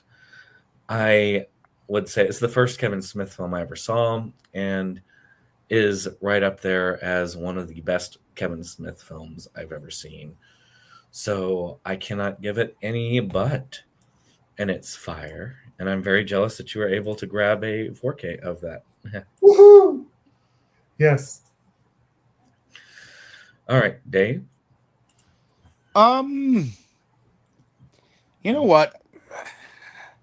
I think this one is fire. Personally, because I saw it in the theater, and I knew that once it came to 4K, that it was going to be like one of the top selling movies of this year. There were so many people talking about it being put back to Kevin Smith's ownership, and you don't know how many years that Blu-ray was out of print. Another reason to dislike Harvey Weinstein. Mm-hmm. But if it wasn't for Harvey Weinstein going down during the Me Too movement crap, we probably would have never seen this release. Mm-hmm. So I give it props for being that kind of movie that people are entertained enough to, have it be this phenomenal of a release, So, but yeah, this movie is fire. This was before Chris Rock lost my respects. So, I know people feel in his favor when Will Smith came up and slapped him on stage, but he was literally insulting Jada Pinkett Smith for like months. So, I don't really feel that bad towards him when Will Smith slapped him on stage. But yeah, this was at a time when Chris Rock was still cool. So, I like this movie. So, Well, how about you, Jake? This was also my first experience with Kevin Smith's movies. I did see it in theaters as well, and I've always had a bit of a nostalgia for it because of it. But when we came back to it this year, and I saw that it really holds up. It's a good, solid film. It does have a few minor issues, like I've always thought the shit demon was a little bit. It's a literal shit joke. Yeah. It's kind of silly, and there's a couple of things that are a little bit silly, but overall, it's a darn good movie. And I believe this was the one that introduced movies into the universe. This was definitely the one that introduced the Buddy Christ. A lot of the things he keeps coming back to. And I do feel good that he got his ownership back on the movie, and it was perfect for me. I had the DVD. I needed to upgrade it. So and as Dave said, it's been out of print for however long. So it was perfect for me. Getting to go Jay and Silent Bob's Secret Stash and buy the Blu-ray upgrade there at the source. I love that. That made me very happy. That was a good experience for you. The fact that it's signed by Jay and Silent Bob is just icing on the cake. But But just drive that nail right in. What's that? Just drive the nail right in. Well, it would have been nice if they were there, but But I do. This is one of my favorite of his movies, and while it's not perfect, I think I would give it a 9. So it's fire. All right. How about you, Tammy? I think it was pretty good, and I had a lot of fun with it. I'll go with very good. All right. All right. Well, that'll still keep it as fire. All right. All right. We got a few fire movies this time. Well, let's get into The Godfather, which was the Godfather month that Jake had gone into. Yep. So tell us about The Godfather Part 1, Jake. So The Godfather primarily Part 1, adapting Mario Puzo's novel, Francis Ford Coppola film. You've got Don Vito Corleone, the patriarch of a powerful Italian-American family.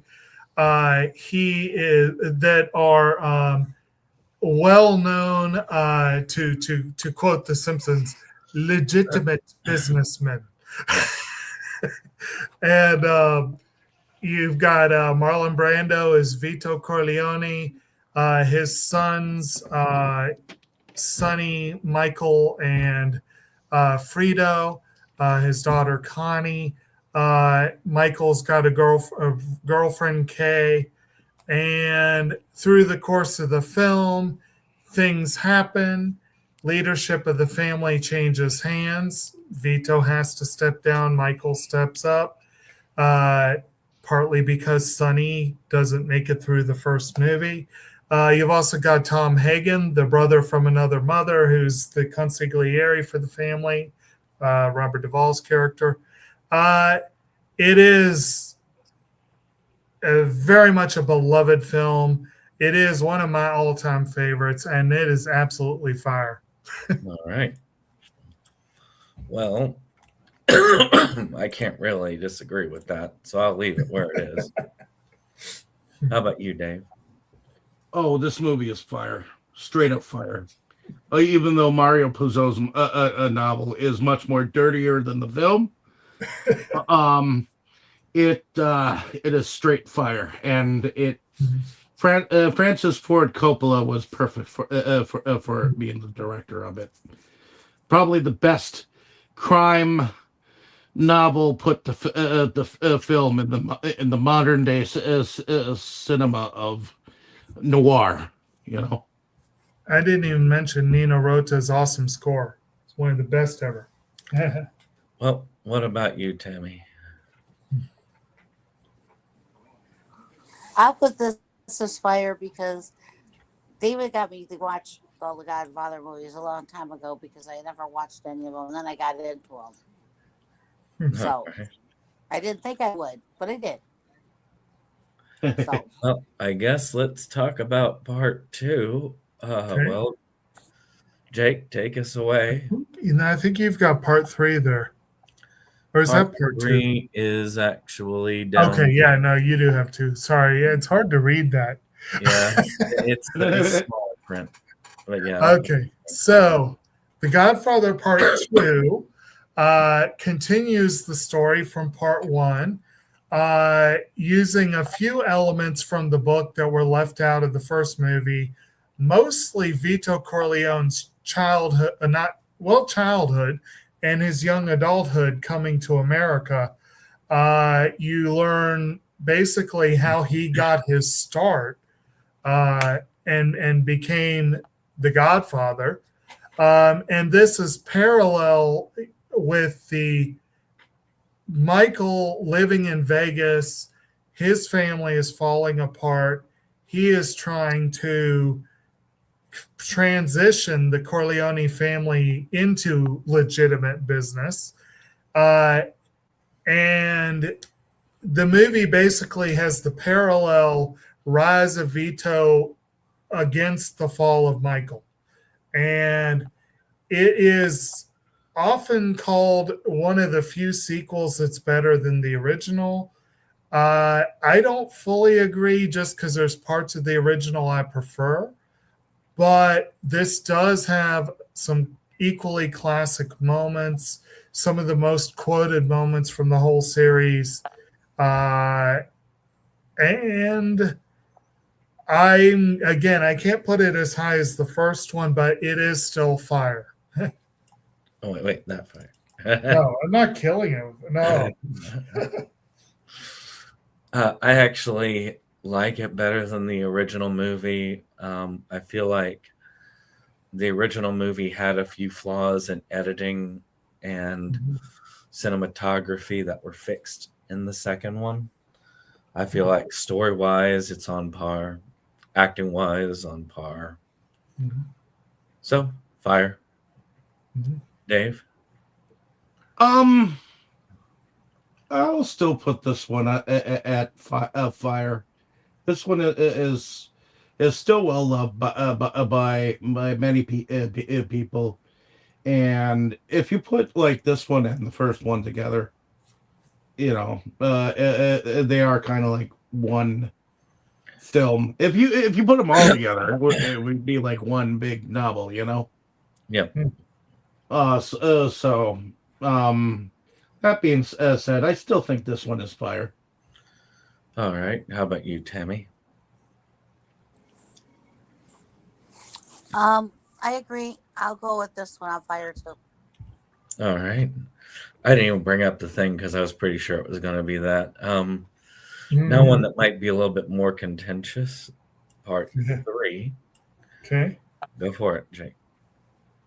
So, The Godfather Part 3, I would say to follow up what Dave said just a moment ago, parts 1 and 2 really are 2 parts of a whole.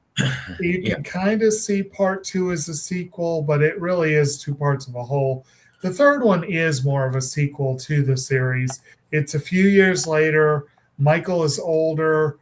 He's much more jaded and world weary. He is technically legitimate, but he's still the puppet master behind the scenes. He's still trying to get away from that, partly because Kay despises him and wants nothing to do with him. His kids, Mary is daddy's little girl, and Tony, right? I can't remember. Is that his? But anyway, the son is more of his mom's son, but he still is willing to reach out. So the movie kind of follows Michael's attempts to really, really clean things up and pass pass on to a new heir, basically. And you've got this cousin of the family who's trying really hard to become the new head of the family. Um, and it's a good movie. It's a really good movie. I think it's underrated, but so many people hold it against the first two that this movie has become very contentious. And it does have one of the worst cases of nepotism in movie history. In fairness, there was an actress set to play Mary who pulled out at the last minute, leaving Coppola holding the bag. And in fairness, Sofia Coppola went on to become a great director. Much better director than actress. She's not a great actress. And a lot of the movie hinges on Mary as a character. I haven't even mentioned Al Pacino as Michael, and this is one of his quietest roles, and he does a great job with it. I think the movie is underrated. I think it is very good. I don't think I can quite go to 9 with this one, but it is a strong 8. So very good. I would give this one a high good for me. I liked it well enough. I didn't feel like it was anywhere close to the other two. I feel like it was an add-on. It felt after the fact and unnecessary, but it was still a decent enough film, but not one, because of the runtime, which I add that in, is not one that I'm going to be putting on very often. I'm more likely going to put on the first two parts than this one, just because, I mean, you have to really be above and beyond to justify that runtime. So yeah, good for me. Still good. Is not like at the top. Dave? I'm going to say good. All right. Tammy? I'm gonna say good. All right. I guess it's good. And divided by that, I'll probably go up to, no, it's good. All right. Well, Coda hoped to alleviate all the issues with 3, but does it, Jake? Well, The Godfather Coda is Coppola's recut of The Godfather Part 3. And to be honest, there's not a lot of difference. I would say, and you guys can tell me if you agree on this, I would say maybe 80 to 85% of the movie is identical. But the changes they do make, some of them are significant. And one of them is the ending, which I think is much better than the original. The beginning is better too. So the beginning and ending are different, and they are better. So I'll say a strong, very good. It still doesn't rate Fire, but I do rate Coda slightly better than the original Godfather Part 3. What about you, Dave? Yeah, I'll get back to mine later. Okay. As far as the Coda goes, I mean, some people thought that Coda was very good, or whatnot, even better than the. I remember there being like a kind of a thing going around that people were seeing it and whatnot and liking it. It had a positive buzz going around it, but at the end of the day, I don't know. I feel like I'm kind of neutral when it comes to the to the Coda. Did it really make it a better movie? Not really, but and I'm not sure if what he did to it was even trying, but it is what it is. So I'm gonna go with a very low good. All right. Well, I feel like the coda helped with the pacing, and that was one of the biggest issues with 3, in my opinion. That and the acting of Sofia Coppola, but I will say it was enough because I would consider 3 a high good. So coda, I would say, would be a little bit higher, maybe by 0.5. So I think that's enough to leave it at a very good for me. How about you, Tammy?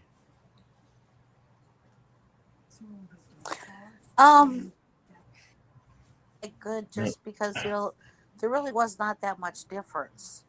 Like Jake said, the beginning and the ending. But other than that, there really wasn't that much difference in the film. So I'll leave it at good. Well, it looks like my change of vote left just enough room for it to skip up to very good. All right. All right. So, Yay, Metka. August was Dave's continuation of the Sharknado series. Well, not just the Sharknadoes. There were And various other natives. more NATOs. Plus. In fact, I didn't get all of them. To be fairly honest, I missed 2. But Now you got Amityville NATO as well. what? There's another one. Yep, Amityville NATO. Okay, so there's Dick NATO, Amityville NATO, and Monster NATO. Oh, God. Well, Where is Calnado? Sharknado 5. Okay. Which I believe the most relevant thing for me on that one was the Pope being played by Fabio. Okay, That was the fun. Pope being played by Fabio at least got it to at least good for me. All right. Otherwise, they tried to use the shark thing. It was kind of a start of the end of the world where these giant shark storms were coming. Yep. And just to give a basic plot synopsis, and the world is destroyed at the end, setting up the time travel sequel that we get in 6. So you said good or very good? What was it? Good. 3? All right. How about you, Tammy? What would you rate Sharknado 5? Yeah. All right. 32. Boy, that'd be a very high rating. How about you, Jake? This one was definitely a lower rank than the previous ones. I agree. Fabio as the Pope was very amusing. That doesn't fully save the movie, but it did help make it more enjoyable. But I really don't like or dislike the movie. It is almost fully neutral, which I guess is a 5 out of 10.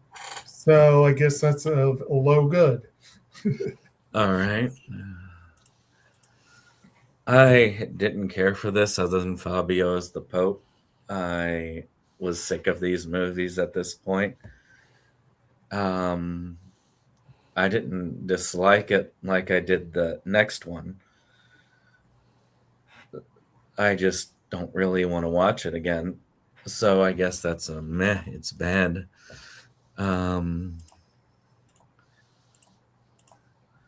Which takes it to good. All right. Last one. Sharknado 6. Thank God. So Dolph Lundgren was not in this one. Mm-hmm. So tell us about Sharknado 6, Dave. What was it Well, about? this is the only one that pretty much does the whole time traveling thing. Yep. But it does kind of have different Sharknadoes that happen in different time periods and whatnot. So that being said, I wish that it still had Dolph Lundgren as the son, but I guess Dolph Lundgren had to say goodbye to the series and was like, "Screw you and your budget. You can't pay me enough to be in this film." So it seems like they had to cut him from it and go with their own story. And I'm going to have to say this one was meh for me. All right. Well, how about you, Tammy? I agree. It's a meh for me too. All right. How about you, Jake? Well, this one was definitely a good example of the principle of diminishing returns. They definitely had. There were a few cameos, but mostly they were not as impressive. I did not dislike the movie. I hesitate to say meh because I didn't really want to say it's a bad one, but it probably was my least favorite. So I'll go with meh. High meh, but yeah. All right. For me, I disliked this film. I didn't hate this film, so I can't say kill it with fire. So I will go with the meh as well. I was just tired of this series. I was glad that it was over. So I guess that was the positive. That was what I liked about it, was that it was the end of the series. But I just felt like they were just struggling. I liked most of the Skeleton Key movies better than this, so it does go very well in meh. See, At least the Sharknado movies were short. Yeah. I like the Sharknado movies better than I like the other your series that we went through. Yeah, well, like I said, most of them were good. I like the first four. So, if both series went head to head with just the first four, I'd put them ahead of Skeleton Key. But because Sharknado went to 6. All right. Then next one in line, Dave, was Clownnado. Clownnado. Oh dear God. Definitely a ton of F-bombs. So, Dave, what's Clownnado about? Well, it's kind of a noir circus meets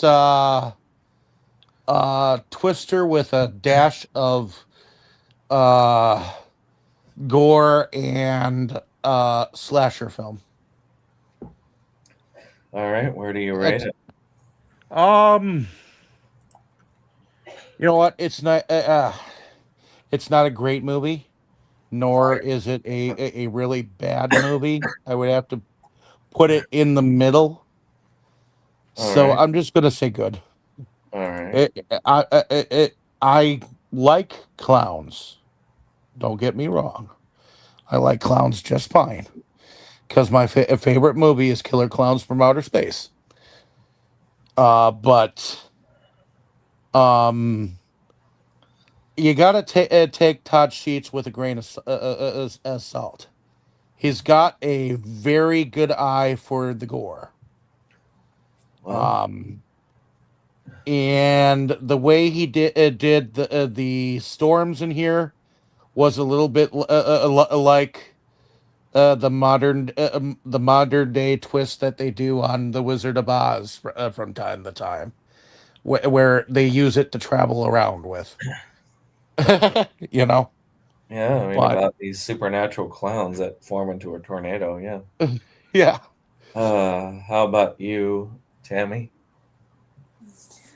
Burn it, please. I hate clowns. All right. Well, with that being said, how about you, Jake? This one was. It was not a good movie. I did not really enjoy watching it. In fact, I had something of a dislike for it. I can't decide if I disliked it enough to want to burn it, but it's close. I'm on the fence between a 2 and a 3 out of 10 for this one. Mm. Uh, I kind of want to say, just so that I can pick one to say kill it with fire. I guess I'll go with this one. All right. Well, I wanted to like this film for two reasons. There's only two positives in this film for me. One, Joel Wynkoop, who brought me joy with the scenes that he was in. Oh, he was great. Two, I like the concept of the clown mafia. But yeah, the clown noir thing going on was great too. Otherwise, the film was very boring. I was falling asleep through a lot of it. I didn't care for most of it, and I didn't like most of the characters. So while I would not give it a 1 out of 10, because I did like Joel Wynkoop as a character, if he was in it for the full movie, I would probably give it a meh. But I agree with Kill It With Fire on that one. Joel Wynkoop should have been in it more.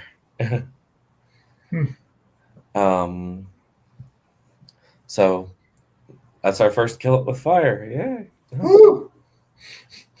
All right. Well, now we'll move into yet another one, Catnado, which is sort of an anthology tornado doohickey. Okay. And I'm going to have to put it in the meh. All right. What got you to that? Well, it was just bad. It was not even exciting. I mean, there was one part in there where it was somewhat amusing. Somewhat amusing where you could tell that they were stuffed animal cats being thrown at them. Yeah. And that was slightly amusing. But the rest of it was just pure crap. Well, what about you, Tammy? I actually agree with David. All right. What about you, So Jay? Kill It With Fire. Oh. I thought you said meh.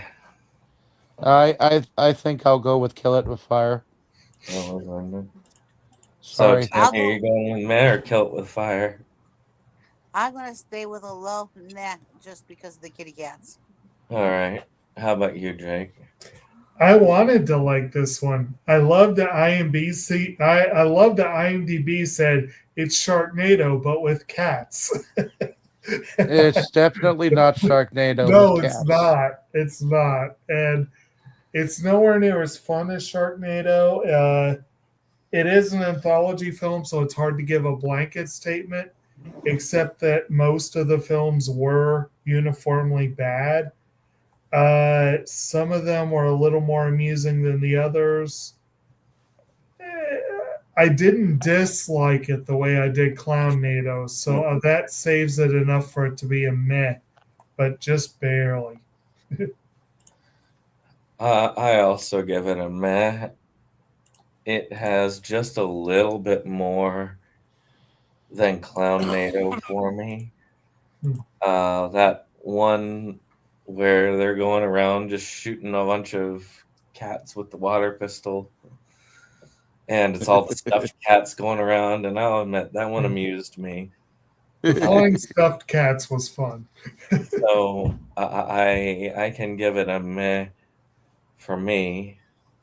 So let me double check my math because it would be 7 total. 2, 4, 6, 7. Divided by 4. Yeah, so it holds at a meh. All right. Well, the next one is Dracula Month, where I can finally comment on 2 of the films because I wasn't able to for Brides and Horror of Dracula because I was out of the area. That's right. You were in France, weren't you? Nope, different year. I was in Mexico. But Horror of Dracula is your typical Dracula tale. This is all the Hammer Draculas. Well, not all, the first 5. And Dracula gets basically offended by his clerk because his clerk kind of kills his woman. So he's like, I'll get my own woman back then. And decides he wants revenge. And that's the first Horror of Dracula.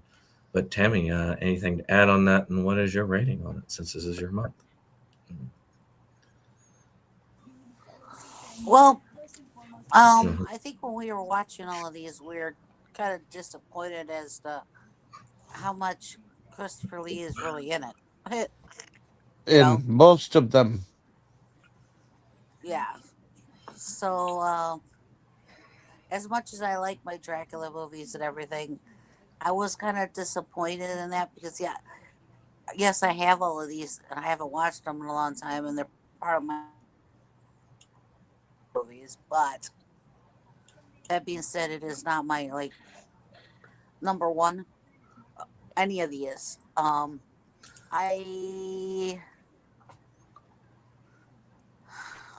go with a very good just for the fact that it is Dracula and I like that. All right. Dave. Oh God. I went into all of these Dracula movies this month expecting like this gory ass vampire that I kept hearing that Christopher Lee was like the best Dracula there ever was during the 1970s, and people refer to him as the Dracula that everyone goes to. And I watched these movies, and I realized how very little he was in some of them. In fact, all of them that we've watched so far, he was barely on screen. So Yep. I say to all of you people who built me up to be the buttercup that I am, into thinking that Christopher Lee was this big badass vampire who slit people's throats and gave you nightmares at night. Where the fuck is he?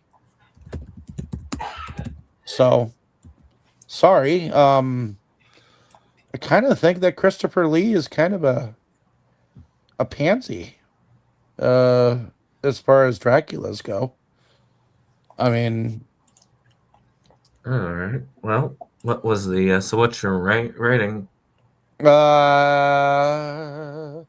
this first one, I guess I'll give it a good.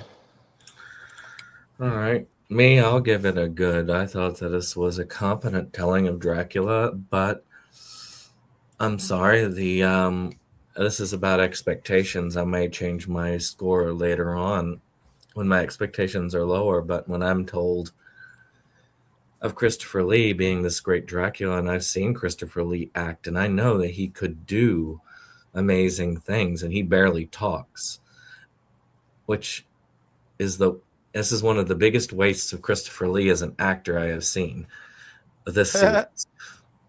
And but it's a competent telling of Dracula's story. There we go. So I give it a good. All right. How about you, Jake? Well, it's a competent alternate telling because it is definitely an alternate telling. Isn't it weird that all of us have come to the same agreement on these Dracula films that we had high expectations of Christopher Lee as Yeah. a Dracula. Yeah. And I do have to admit, with probably every one of the ones that we're about to rank, that feeling of expectation and being let down really does impact my opinion. I did think the first movie was a pretty good movie.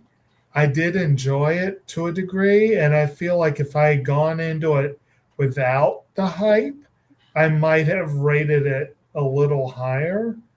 But as it is, it's a good movie. I can give it a good rating. I don't know if that's the honest rating I'll give it when I come back and watch it again. But Was it very good or good? oh, good. Good, okay. Yeah. So that's all of us. So there we go. Good. All right, good. Okay. So Bride of Dracula, which is the one that really doesn't have Christopher Lee in it at all, is Right. about this vampire that is the son of. Was this the one where Veruca Salt's father was in it? In Willy Wonka the Chocolate Factory, he was the one who sold these guys like his blood. No, that's the Blood of Dracula. This one's Okay. the one that doesn't even have Christopher Lee in it. Okay, Yeah. the blonde vampire. Yeah, this is the one about It's like the brides. nobleman's son or something. Right?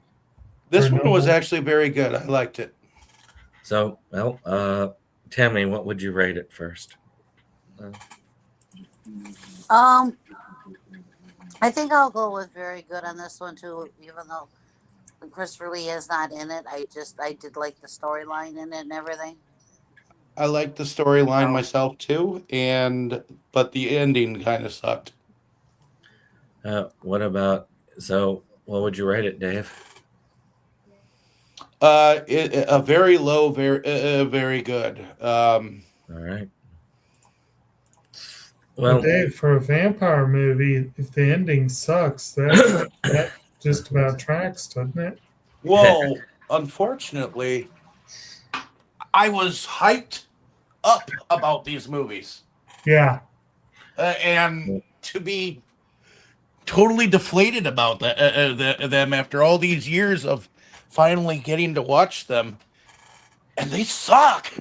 well, Well, exactly. That's what I'm saying. there's no Christopher Lee in this one, and but I do like the way that they did this. I kind of liked the vampire that they created, but I feel like they went right back into the same old tropes. Somebody pisses the vampire off, vampire goes for a bride hunt, vampire gets killed. That seems to be the whole of the entirety of these movies. But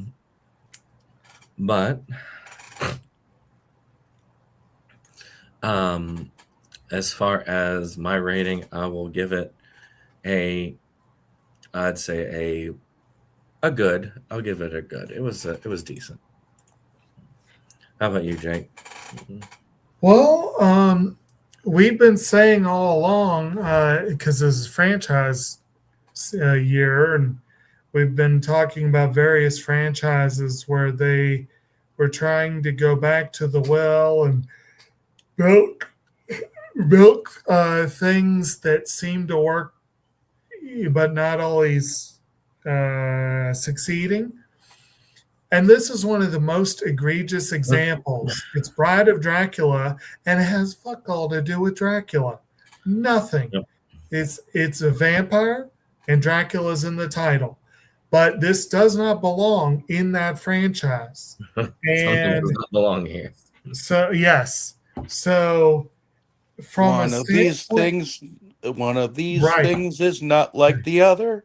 So again, if you are looking at it as a standalone movie, it's pretty good, and actually did have one of the better overall storylines. It was probably done a little better than most of these others, but it had nothing to do with Dracula, and I have to hold that against it. Overall, I would still say it's good. You know. I'm probably going to end up going good on most of these, honestly. But Well, that rounds it to very good. yeah. All right. Now, the one that everybody likes, Prince of Darkness, where Dracula is resurrected. And I will say this is interesting because it's basically the first half of this is like a haunted house where you got tourists staying in Dracula's house. Mhm. Then the second half of the movie is Dracula's pissed off and he wants to get revenge by getting more brides. You know, as we do. Yeah. That is a reoccurring theme through all these movies. Mhm. But that is the whole of it. And Tammy, go for it. Yeah, this one was pretty decent. I'll stay at a very good with this one too. All right, Dave.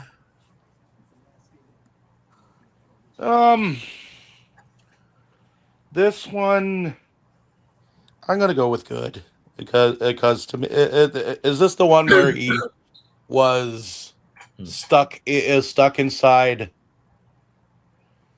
No, that was at the end. He was the first part took place in his castle where they That's right. resurrected him with there, and it's kind of almost a haunted house feel. That's Then right. The second half was him going to the priest's area to hunt them down and make up brides. That's right. Yeah, I think I'll go with good. All right. To me, this was a mixed bag. I really think this could have been an amazing movie, and it had a lot of positives to it. But the second half, to me, they just went back to the well. They decided to say screw creativity. So I'll give it a high good. How about you, Jake? If I'm remembering correctly, I think I feel like I'm remembering this one as you're talking.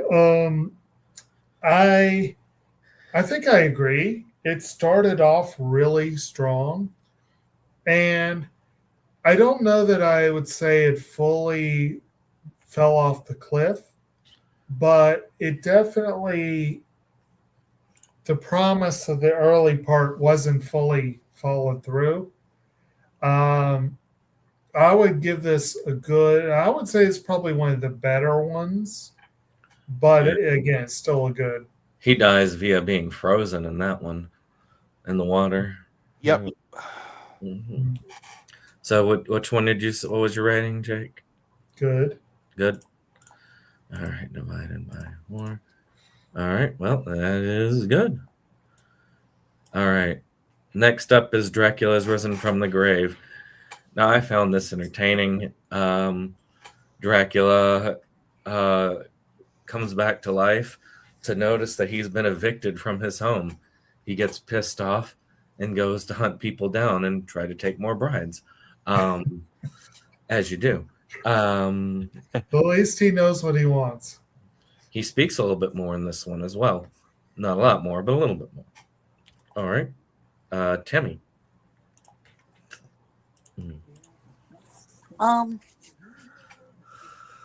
Yeah, there's more to Dracula in this one, definitely.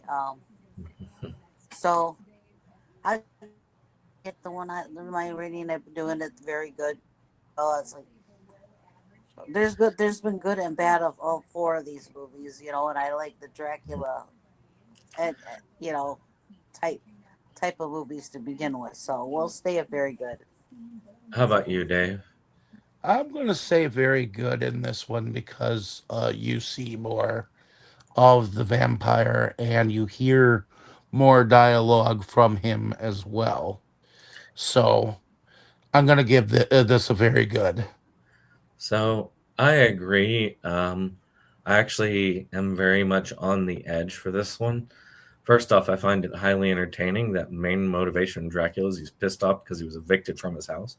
Because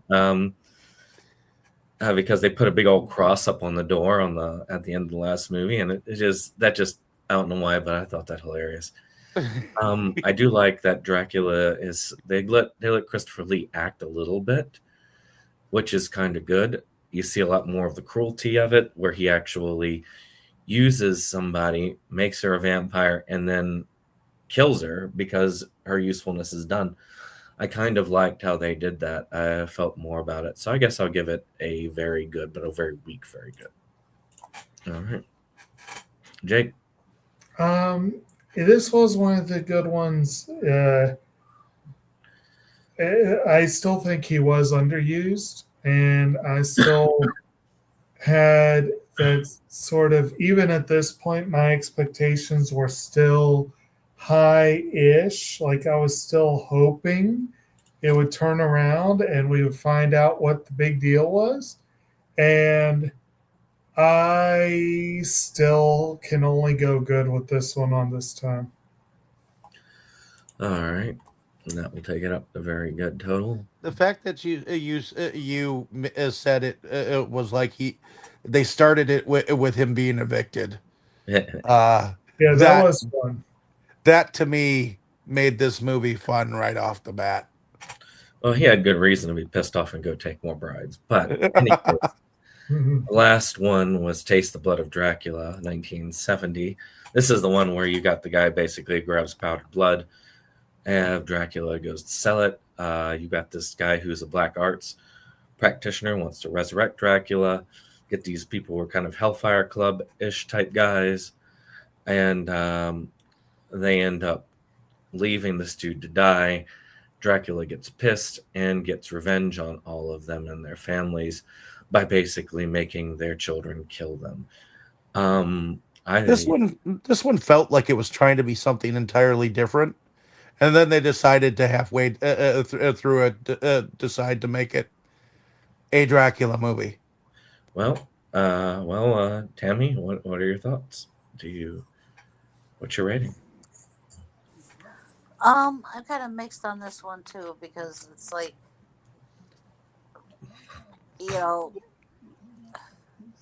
it's different because of how he's orchestrated Resurrected. his revenge.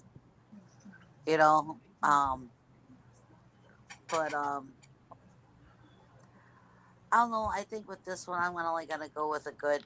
It All right. didn't really do that much for me. How about you, Dave? I'm gonna go with a very low good. All right. I'm actually giving it a very good. I actually thought it was a little bit more creative than the other movies. Whereas I felt like they gave Christopher Lee a little bit more to do. He talked more. He manipulated more. The ending was a bit confusing, I'll admit. That weird church thing that they did, but it was all right in there. And as far as these go, I'd say it's the most creative. So I'll give it that. Jake? This was probably one of the more memorable ones, which I'll give it that. Maybe it's probably because it was the last one we saw, so maybe that's where my brain stopped.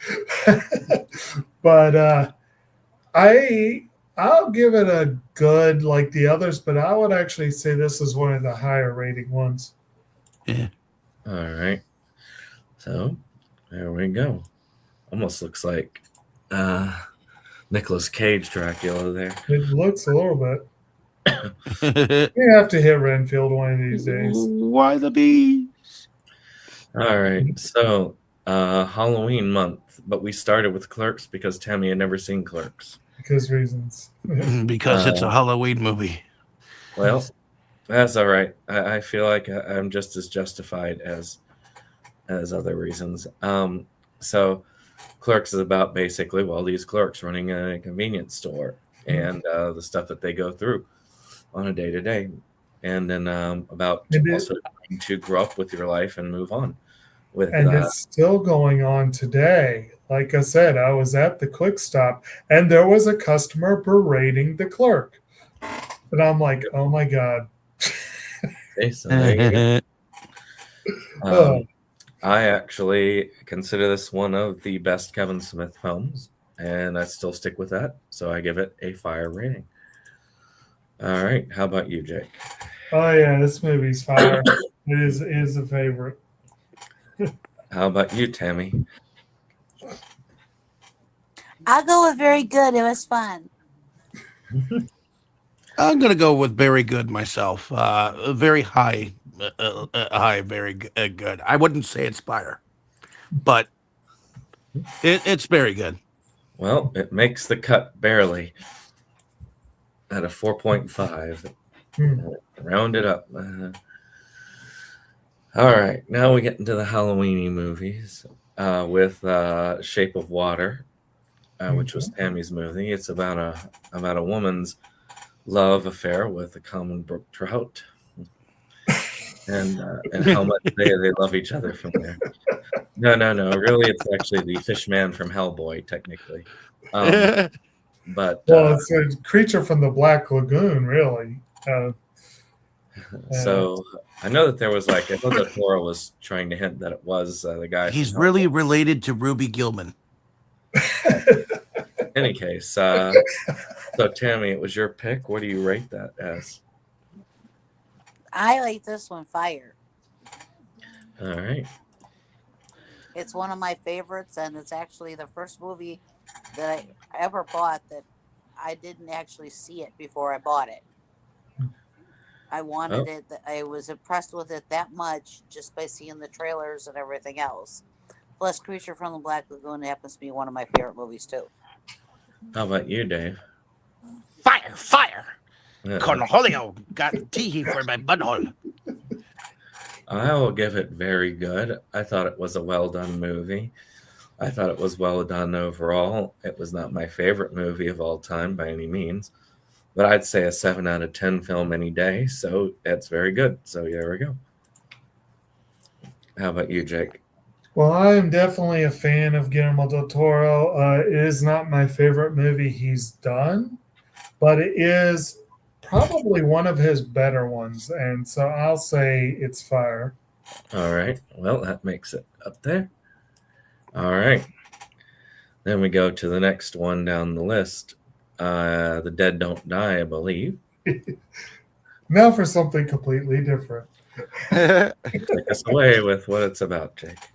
All right. So The Dead Don't Die is Jim Jarmusch's stab at a zombie flick, a zombie apocalypse flick, where basically due to the stupidity of humanity, the earth is thrown off its axis, and somehow that leads to the dead coming back to life, and the usual zombie thing.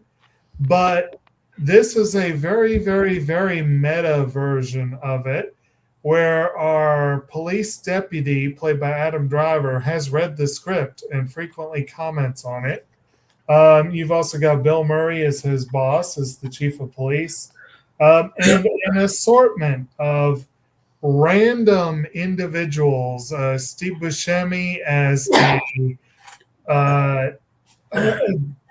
guy who's a knockoff of a current mindset. And you've got Danny Glover as his frenemy. Selena Gomez is in there. Iggy Pop is in there. Tom Waits plays a hermit who's sort of like the narrator. It is an odd movie. Is a coffee zombie. What's that?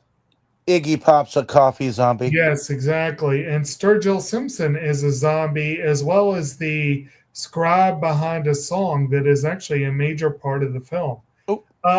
It's an interesting movie, very odd. I am not personally a huge fan of zombie films, but I will agree that I will note that they will sometimes impress me. And this was one that impressed me. I actually like it a lot, despite it being a zombie film, and I'll give it a very good. It's more of a UFO film, but well, there is an alien element too. Yes. Yes. They managed to mix the zombie apocalypse with aliens. But, Oh, go ahead, Dave. I guess for me, I would say that this is a very good film. All right. I like the ending. I'm mixed on my feelings of the film. There are parts I liked, the parts I didn't like. I don't really have any desire to watch it again, but I don't dislike the film. I don't think it's a bad film, so I will give it a basic good. How about you, Tammy?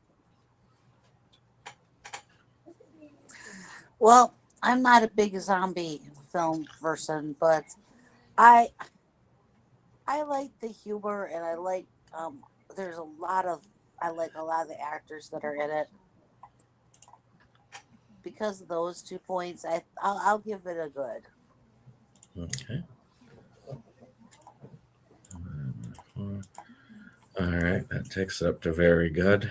All right, where are you? There we are.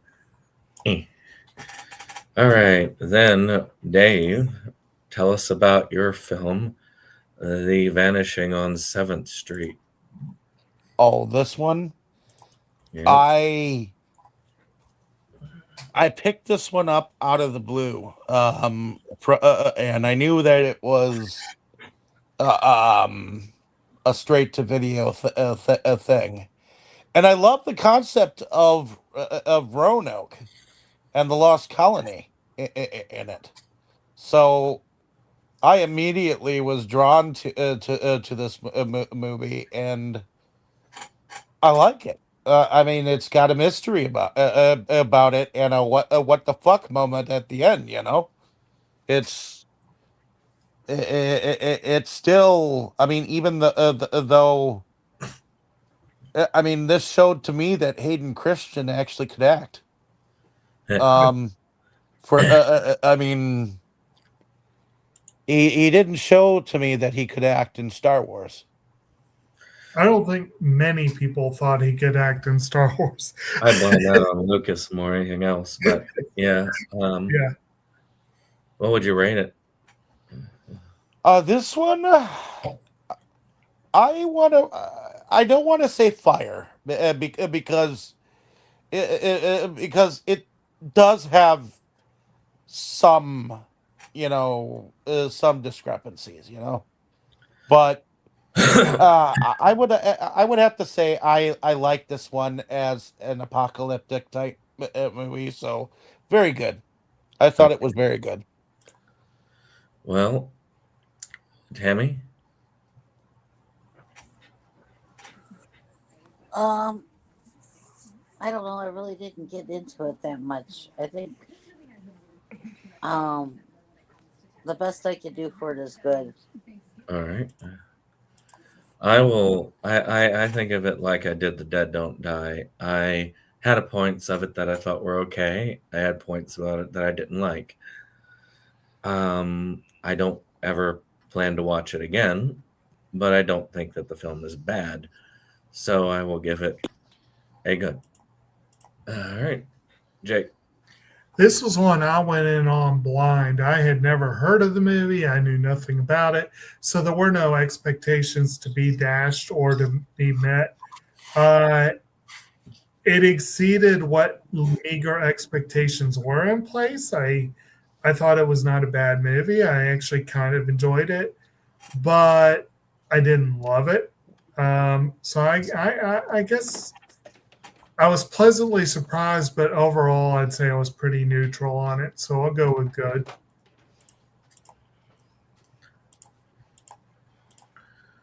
All right. Well, that's solid good. Boom. All right. November. November was a short month. We cut one off.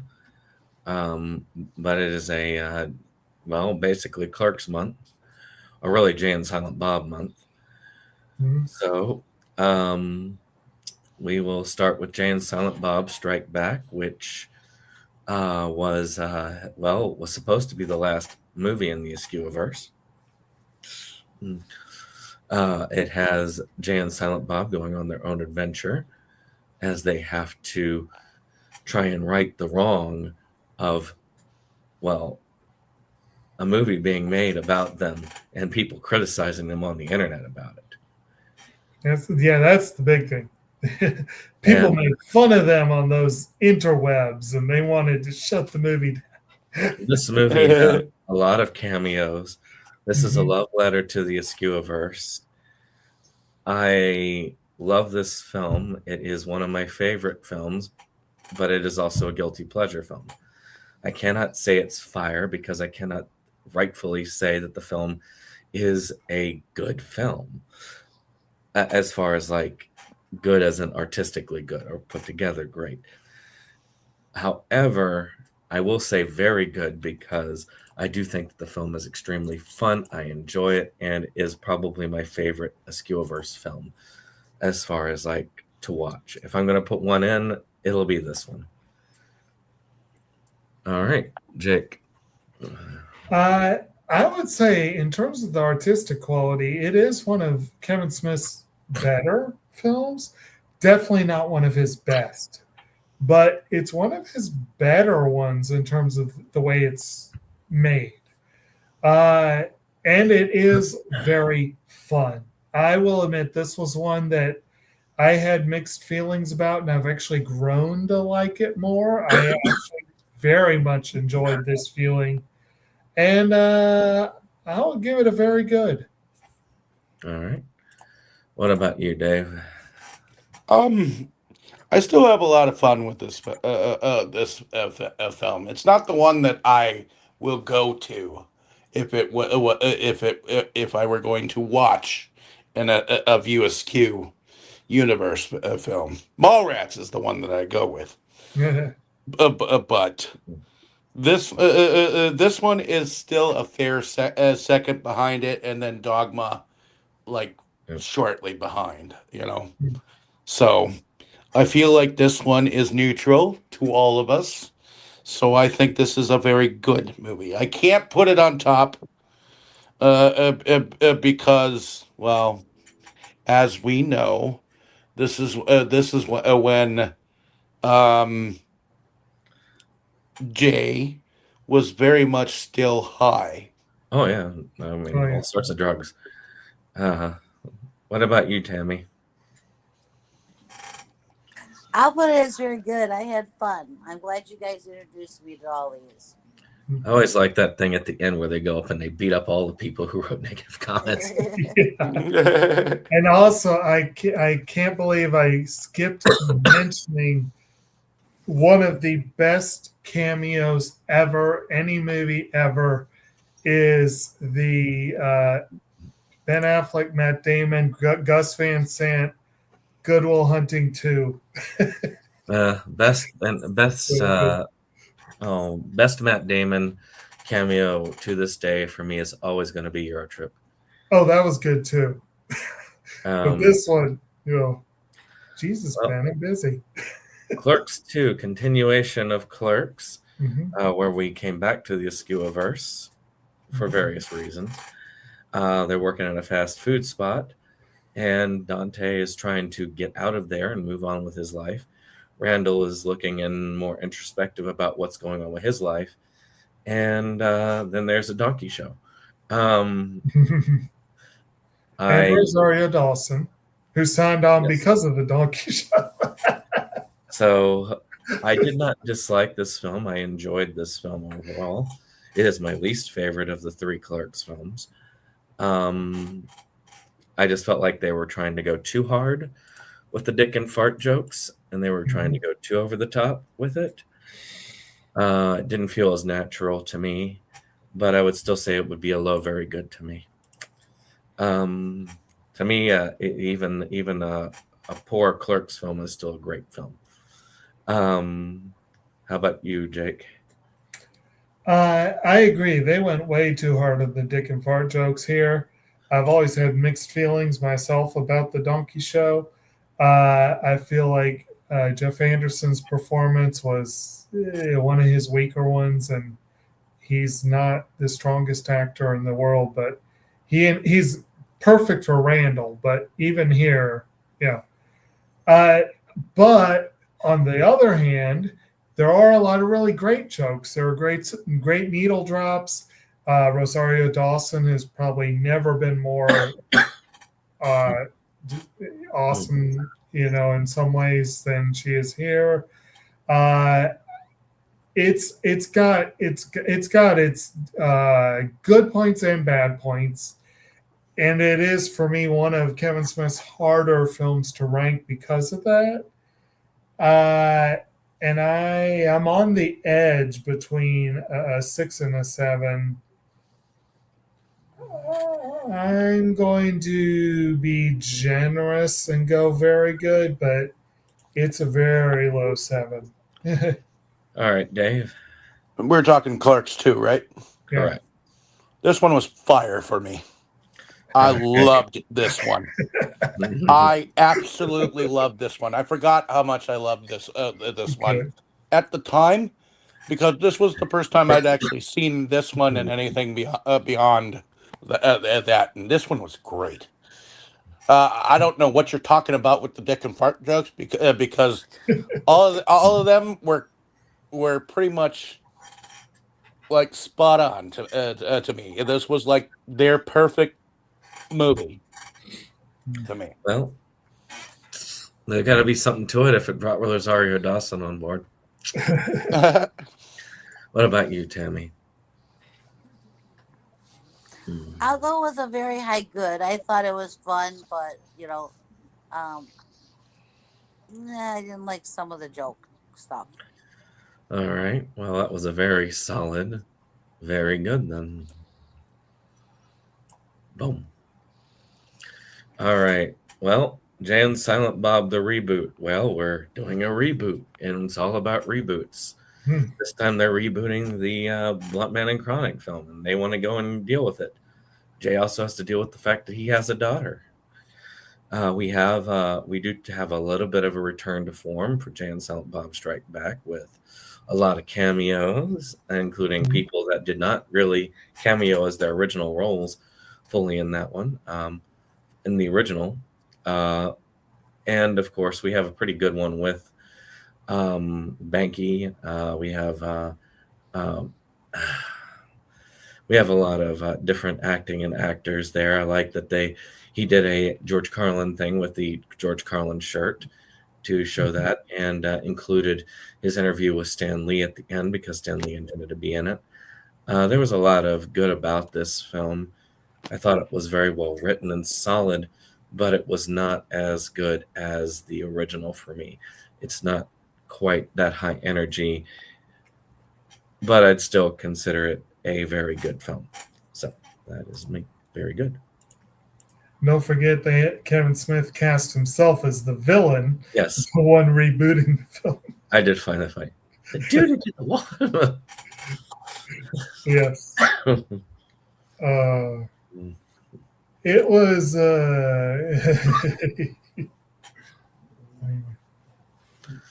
Well, Jake, it's your turn anyway. So okay. Yeah. Kind of like Clerks 2. I felt like this one, I would say this was also a very fan servicey movie. Like, this movie was almost pure fan service. And that was both a good thing and a bad thing. From an artistic standpoint, it's one of his weakest films.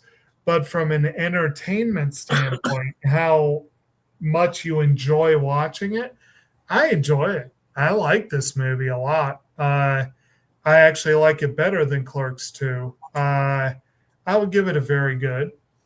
All right. It'd be rather weird if you gave it like a good when you gave Clerks 2 a very good. All right, Dave.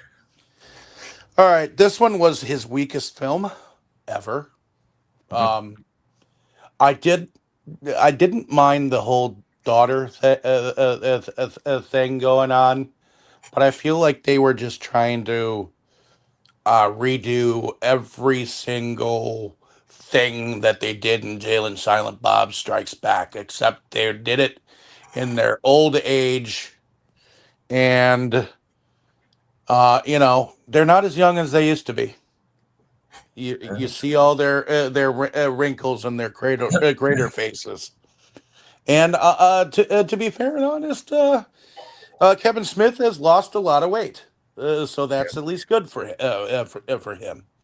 But I was used to him being a little bit on the chubby side whenever he was next to Jay. So seeing the weight off kind of led you a little astray from them being these slackers who stood in front of a store, you know.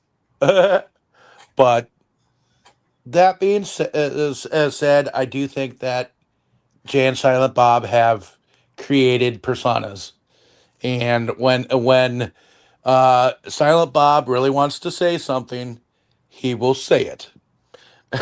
You know. So, that being said, I think I'll go with a very low good on All this right. one. Well, I was kind of disappointed in this one. what about you, Tammy? I'll go with very good. I liked it. So All right. Well, that puts it to very good. All right. Next up, we start our holiday season with Holidays, anthology film, which had a Kevin Smith short in it for Halloween. But it also, for me, the most memorable thing about it was the Easter one. Oh yeah, that one was For better or for worse. that one was cringy, but Yeah, but I thought it was a decent film overall. It was not my least favorite film of the year, nor was it my most favorite film of the year. I would say it would be a high good for me. All right. Well, how about you, Dave? What are your thoughts? I'm actually going to go with a high good because it was kind of a mixed bag. It had levels of, you know, levels of filmmaking that were in this, and I knew that it was an independent project. What I didn't know at the time that I had picked up the film is that Kevin Smith had something in it too. So I like the Kevin Smith one, but I really liked the one at the end where they were doing New Year's. I thought that was hilarious. I liked the Easter one. That was my favorite. Little Bunny the Killer Thing stuff going on. Hey, there is nothing wrong with Bunny the Killer Thing. Says you. There is nothing wrong with Bunny the Killer Thing. I swear.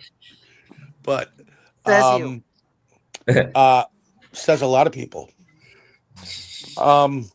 Actually, I thought Brandon, you were kind of a liker of the film.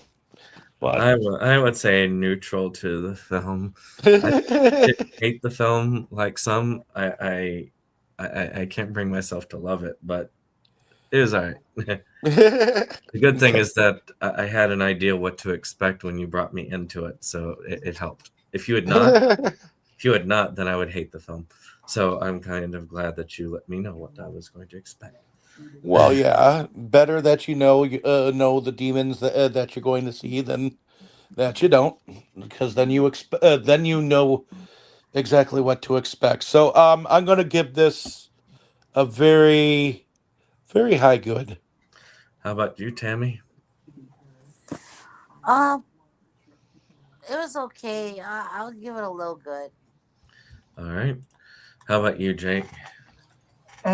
Because how much you love the Easter one. Well, if I were doing individual ratings for each film, Easter probably would be on the border of 4 and 5. It's an anthology film. I'd say the very best ones were pushing 7, certainly a 6. The worst ones might have been 4s. So good, it seems like a fair overall. Well, that's math I don't have to do. All right. Yeah. So then we get into Christmas season with Dear Santa, or Dear Satan as it goes, which is about a kid basically with dyslexia, wants to get his parents to stop fighting over the death of his brother, and writes Santa. Unfortunately, he's dyslexic, so he writes Satan instead. And Jack Black plays a demon who comes in to grant his every wish in exchange for his soul. And they make you think he's Satan. So Tammy, By what the is your way, rating? folks, spoilers. What is your what is your rating, Tammy? I like this one. I liked it the first time I saw it. That's why I wanted to pick it for this. So I'm gonna go fire. All right. What about you, Dave? I'm gonna say it's a very high good. The reason why I say only good is because because of all the kids in here. This makes me feel like it should be on the channel with Wishbone. Nothing Uh, wrong whi- with Wishbone. which I loved Wishbone. Don't get me wrong, but I loved it when I was younger. And just like there are some cartoons that I loved when I was younger, No, it is a family film. and some cartoons should stay with those who are younger. But and I feel like this is like a Hallmark version with an X-rated Jack Black dialogue. X-rated about- dialogue? I don't remember that. Well, I will give it a good as it's enjoyable, but it's not one of those I'm going to make an annual watch. It's become an annual watch because I watched it for the first time last year when it came out, and then I watched it this year for the show. But I probably won't watch it next year unless I've got so many other stuff, because I know I've got a list of ones I want to hit, and I didn't get everything I wanted to this year, so those are probably going to go on. Are you checking it twice? Yeah. Although I do need to get Tokyo Godfathers watched, which because that's for Wednesday. I'm still debating. No, it's not for Wednesday. It's for next week. Thank God. That's what I was going to say. You told me it was next week. Yeah, it's next week. Yeah, because New Year's. Yeah. Which is going to be very interesting. Very sick Betty. All right. So, but yeah, I give it a good. I didn't think it was, I didn't think it was bad. I didn't think it was, one of my favorites. It's not one of those I consider one of the best films of all time, which is Where Fire Goes. I would put it as it was good. It was enjoyable. If someone had it on, I wouldn't be like, turn that shit off.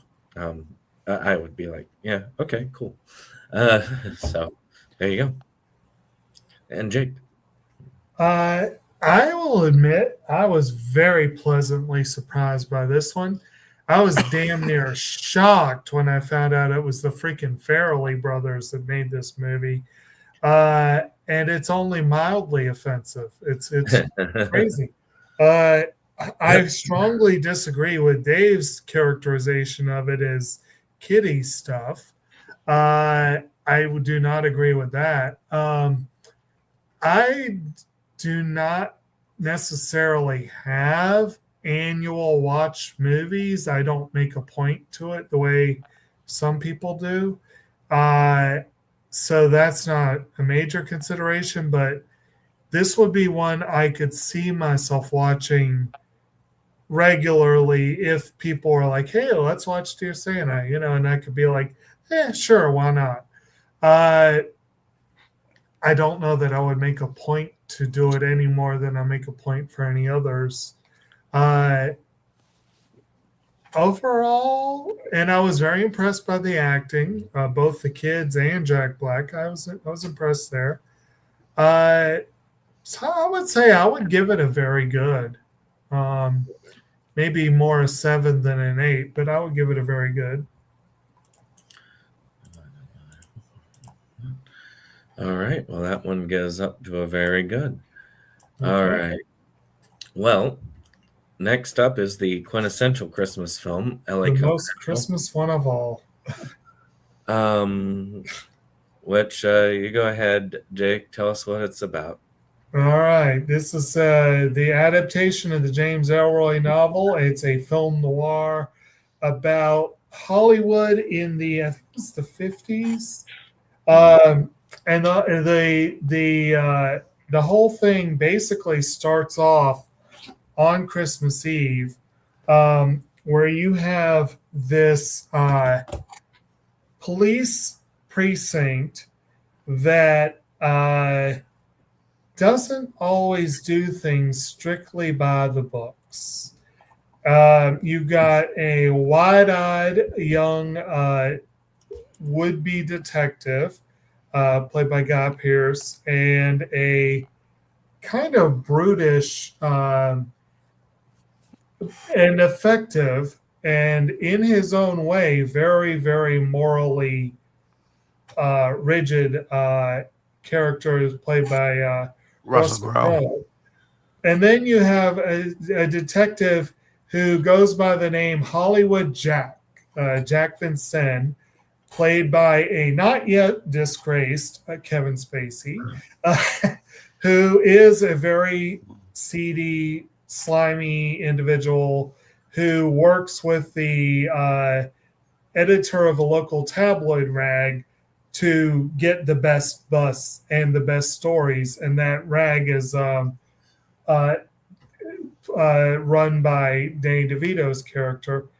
And all these various people and others become involved in a very intricate plot that kicks off Christmas Eve, where basically a group of officers allow their racist impulses to get the worst of them. It causes the department a huge black eye, and They called it the Bloody Massacre. they called it Bloody Christmas. And this kind of kickstarts because the Boy Scout of the group, Guy Pearce, basically throws a couple people under the bus and gets Vincennes to go along with it by basically they tighten the screws on him because he's on television and he wants to stay that. Well, he's behind the scenes, but technical advisor for a Dragnet knockoff.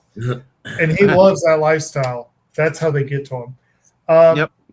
All this starts a very intricate, complex plot. This is a modern film noir, going back to my earlier theme from the year, I suppose. And it very, very lavishly shot, very, very well put together movie.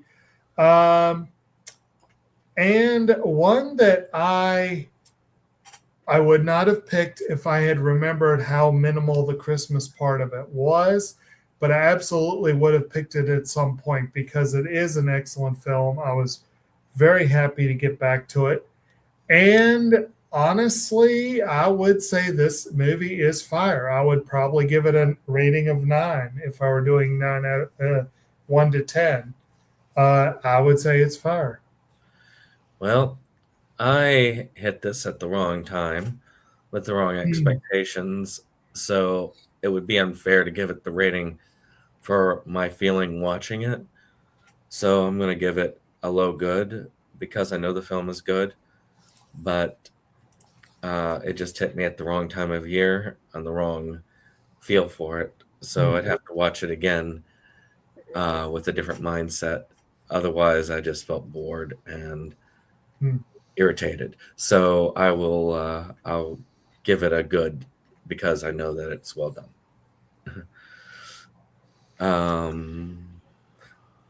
How about you, Dave? Well, specifically because Russell Crowe beat the fuck out of a wife beater in the very beginning of the movie. Specifically because of that, I'm going to give this a very good. All right. How about you, Tammy? I only found this movie okay. I don't know. I just really wasn't that much into it, so I'll call it good. All right. And that puts it at very good. All right. Okay. So our last was a double feature. We'll just go hit these one at a time real quick. The original How the Grinch Stole Christmas. I don't think we have to go over what that's about. I'd hope that most people know what that was. Yeah. So I'll just start with you, Dave. It was your pick. What would you rate it? Oh, this one I would go with fire. every single year. Fire, fire, fire. Because it is short, sweet. It's got good voices, good song, and it's got a good moral message. And I will watch this on the rebound all the time. What about you, Jake? This one's definitely fire. It is a classic. As I said in the discussion, it hit me even harder than usual this year, and it's definitely a classic. And Tammy? I will definitely say this one's a fire also, basically for all the same reasons everybody else has. Well, I think we're all in agreement. Yay. Yay. And we ended it with the Flintstones Christmas Carol, which is a retelling of the Christmas Carol by the Flintstones as they put on a play. Yep. It had been a while since I'd seen this, but I also knew we needed something more than just the How the Grinch Stole Christmas because of how short it was, and I didn't realize how long this was either. It's longer than I thought it was, which some of the Christmas specials aren't as long as full movies, you know. So, that being said, it's not as good as the How the Grinch Stole Christmas, but it's fair. I mean, I would have to say it's a very high good for me. Very high good. How about you, Tammy? I'll go with a very high good too. I thought it was a lot of fun, and I think we have fun reviewing it because we were all laughing about that. Yeah. You know, this stuff. A lot of things weren't around supposedly when the Flintstones were, but it was a lot of fun. I liked their interpretation. I think they did a good interpretation of the Oh, and of course you can't forget the bedrock bug. Yeah, well, right. But I think I got they did that myself. interpretation of the story. So I'll go with very good. Yeah, I mean, I agree. I thought, well, very good, you said. All right. Let me get up 1 + 1. All right. Well, I'll go with good. I thought it was. I didn't think it was like a 7 or 8, but I definitely thought it was a fairly decent rendition. I mean, it was again one that if you put it on, I'd watch it, and it was enjoyable enough. So yeah, Jake. Well, I would say this seems to me like Dave comments earlier about like the cartoons from your childhood that seem like they would be more at home on one of those channels. That struck me this one more than Dear Santa did. I thought it was good. It was an interesting take on it, and I give them props for bringing in a different take on it. I wasn't, and I like the Flintstones. It's a bit of a nostalgia for me, but I wasn't blown away by it. So I'd probably give it a high good, like, yeah, good. All right. Well, that's easy enough. Yeah. Well, that's everything right there. And I guess take us away. This is the end of the year. This is how we go. Alrighty, well, ladies and gentlemen, we're going to be bringing in the New Year's this week as well. Hopefully, you enjoyed seeing our kind of review of the year and where everything stood. Maybe it might be a little bit different on your scale of things, but I think we were fair. Although, you know, I do feel like Dear Santa was, with how young the kids were, they definitely seemed like they should have it should have been on like one of those PBS channels. And they were older than Pebbles and Bam Bam. They might have been older than Pebbles and Bam Bam, but they were like grade school age. So to me, that's like watching like the Wonder Years. Okay. Okay. Wonder Years would actually be very complex too. And it's well on that, but I would say that this year we've got a great bit. Next month, we're actually going back to themes, and Tammy gave us the theme of when machines go rogue. We're ending the month with Metropolis, the anime version. Then Mortal Engines with Dave, Ex Machina with Jake, and then Tammy's leading us off next week with Maximum Overdrive. All right. Very cool. So there you looking forward to this coming month. Yep. In any case, Everybody has a wonderful new year. yes, most definitely. So enjoy. Good night. Happy New Year. Inside movies galore, just makes you just want more.